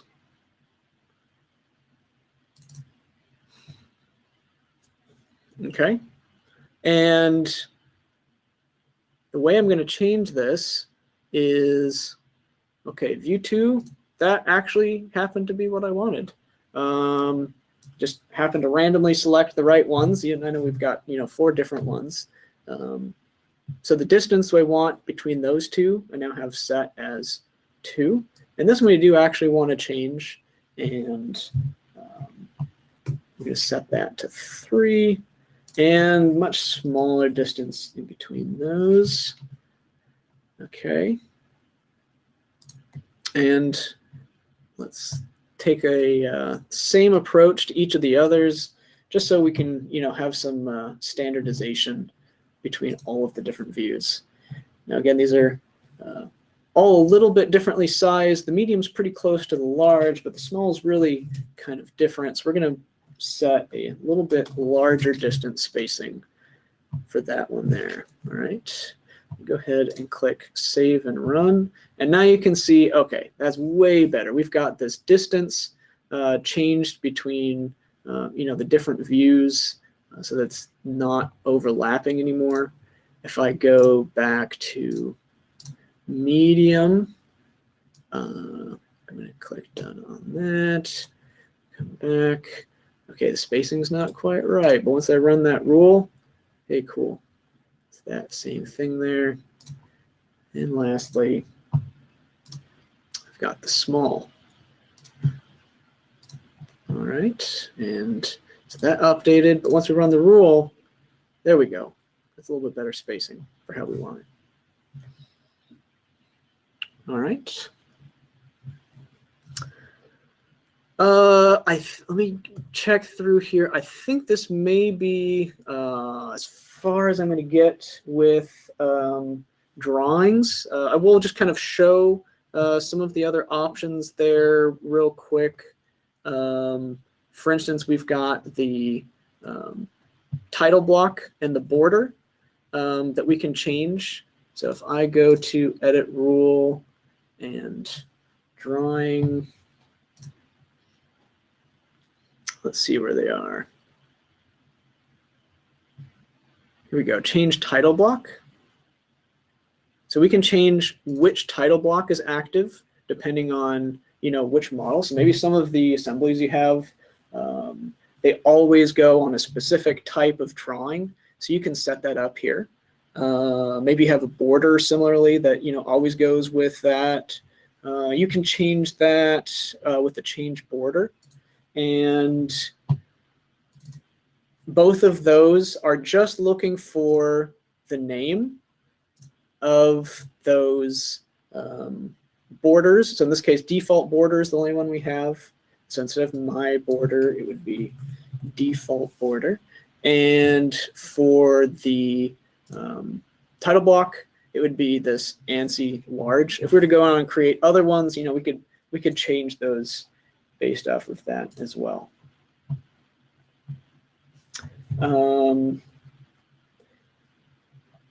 You asked a question here. How do you place the views when you have a bill of materials in the upper right-hand corner? You would just need to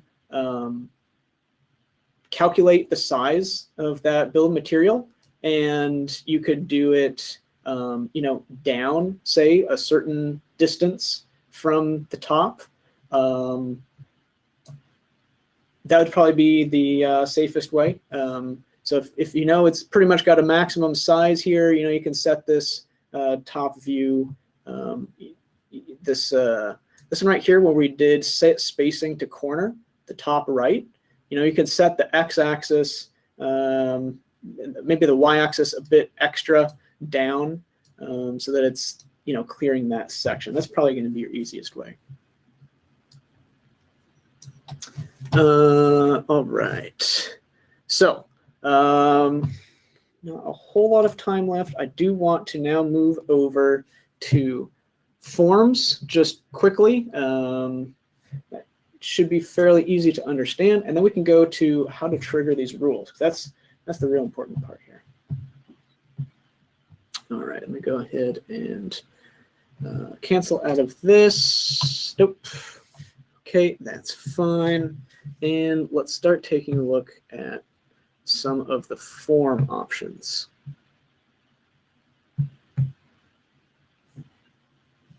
So it kind of goes together with the triggers and all this. Let's see what a good option would be. Maybe this connecting rod. Let's see what options we have. That's not the greatest. This is actually a pretty good one. So what we can do here is we can create a form to set the sizing of that, right? So what we go here is to the Forms tab. Now you'll notice I've got 4 tabs here: Rules, Forms, Global Forms, External Rules. Even if you don't have some of these things, they will show up. So don't get worried that, hey, it's there. Does that mean I have something? I can't see anything. What's going on? They'll always be there, and you'll always be able to see what's there if there is something there. So what you want to do is you'll right-click in this empty space. You'll click Add Form. And we bring over the form editor here. And here are some of the different options for what you can do with a form. Let me bring over, here we go. Okay, so this part here that I'm looking at, this is going to be what the form will look like. All right, so as you're editing this, you'll always get a little preview of what it will look like. You have some basic options down here in the toolbox. You can add a group to it. You can add splitters. So maybe you want, splitter in between groups for some reason, and you want to, change the sizing on the fly.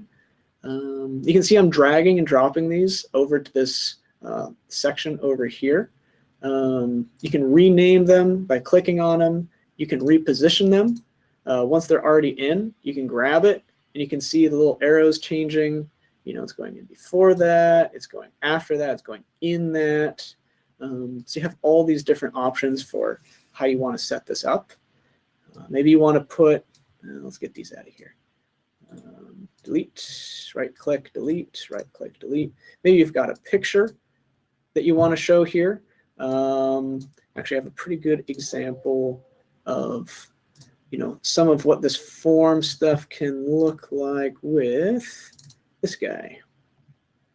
So we've got a pre-made form here where you can see we've got this picture up here of, the expected model, and we have all these different drop downs. These are just coming straight from the parameters over here. The same user parameters, model parameters that are named. Those are ones that you can just drag over and set up. You've also got rows, you've got empty spaces, labels, picture folders. So maybe, depending on one of these choices, you can actually set up the rule so that the picture changes. Because if we look down in this section here, this is going to be the properties for, this particular picture. So for picture 1 here, it's going to be the properties. And, we have this image set. In the code, in a rule, we can have it say, select some other picture to display here depending on what's going on. So maybe you have this really large assembly that you don't want to keep updating live in the background here, but you do want to give kind of a preview, and you have pictures of that already set. You can just keep changing the picture there so people can kind of see what they're going to get themselves into. All these things you can change in code as well. If, for instance, you needed to, change the font or text of something. And so, as expected, if I open up this form, and if I start changing some of these, I streamline, you can see update in the background. Maybe turn this off, change the grip style. And again, these are all these parameters here just in a much more user-friendly way and limited. So like you can create rules around, what the parameters can or can't be with this form. Use it between a form and a rule. All right. So let me go ahead and close out of this. Do I have a rule on here? Because that's one of the, yes. Okay. So one of the other cool things is it's not just parameters that you can put on here, but you can also put rules. So let's say, for instance, again, you have a very large assembly or many drawings or many sheets in a drawing, and you only want it to work at your command, right? So what you can do is you can just drag over this rule. You can see it becomes a button here. And what you can do is click the button for it to manually run the rule. All right. So as we're looking at some of these rules and how and when they're being run, by default, a rule will run when there's a parameter mentioned in the rule and the rule is active. So you see right now this blue color.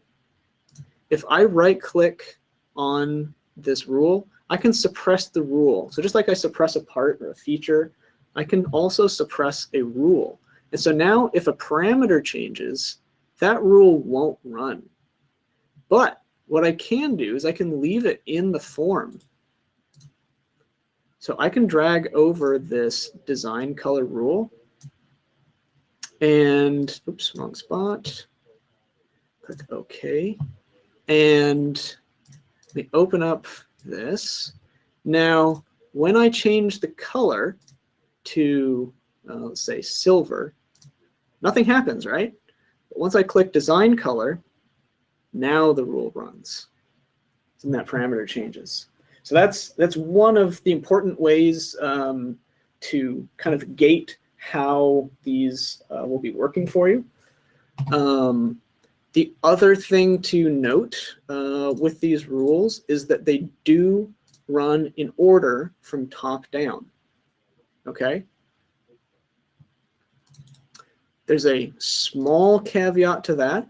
As we open this up, if we look over at the options, you can see we've got a few options here of suppressed. So that was what I did here, the right click, suppressed, unsuppressed, and fire dependent rules automatically. So this one's kind of interesting because as you're updating a parameter in your code here, you can have other rules that are consuming that parameter run immediately once it gets to here. So this can kind of help chain or domino those rules in a little bit different order than simply going through this one, going from beginning to end, and then going on to the next side. All right. The other option you have in here is don't run the rule automatically when the parameters change. So again, that's a similar version to suppressed, where it won't automatically run something when those parameters get changed. Okay. There's another place where you can set these parameters to run. If we go back to the Manage tab, there's two other options you have in here, and that's known as the event triggers and iTrigger. So we'll start off with the event triggers, and the event triggers is where things start getting really cool. Because besides the form, besides right-clicking, besides parameters changing, you can also have specific rules run when something happens like a save. So after you save the document, you can have something run. Or maybe before you save the document, you can have a check. Hey, did you enter in this, this, this, and this? And then maybe you can stop the save before it actually goes through. Or if it does save, you just at least warn the person saying, hey, you missed this. Make sure to do that before you're done with it for the day. So all these options here under this document. And separately, you can have rules run for any part. So if it's a part, you can have what's known as external rules run for any of these events. Or let's say it's just for assemblies or for drawings, for all documents. You have all these triggers here. And so external rules are going to be very similar to the rules you have here, except instead of living within this assembly document, they're going to live in a whole separate text file, basically. It can either be, I believe it's .vb or .text. It's the same thing for the program here. And all these options that I've got here, you can see I've got all wonderful test things going on. These are things that can be run for any, so let's say I want for any part that's made, every time we use a part, it's, we're only using this material. So set that material straight off the bat. We can do that. Or maybe for drawings, that's a pretty good example. For drawings, we always use this title block. We always use this border. Make sure to set that. And then global forms is kind of a similar concept where it can use those global external rules. And maybe for drawings, it's like, okay, it's 1 of 5. So, it sets up the border, it sets up something else, and you do your drop down select of that. Okay, so that's event triggers. Again, for these things that's not this document, you're going to have to use external rules. For things that are this document, so maybe you have a master model set up where you're always starting with one particular base model, and then you're customizing it from there. That's a really good use case for using this document and some rules to set that up. So maybe as you're creating the part, something runs for a new document. Lots of options from there. The last thing I'll go over, which is kind of weird, but it's there and it's a bright color and everybody wants to know what it is. iTriggers. iTriggers are kind of weird. You probably won't use them. What happens is the very first time you click this iTrigger button, what happens is it creates this iTrigger rule in your code. In your user parameter. And the way you use it is in any rule that you want to run when you click the iTrigger button, you set it as, let's say, for instance, you wanted this to run. So you would say trigger equals, and if you notice that user parameter, it was iTrigger 0, all right? And let's say you had that run for 3 of your different rules. Each one that you set this in, when you click this button, it'll run those 3 rules, and then it'll increase the counter. So this is a really kind of bizarre and specific use case, but because it's such a bright button, just want to make sure explained that a little bit. There's some good articles on AKN about that as well. All right. And before I open up to the Q&A, there is one last thing I want to leave you with, and that is, if you want to work a little bit more on your own on this, check out the tutorial gallery.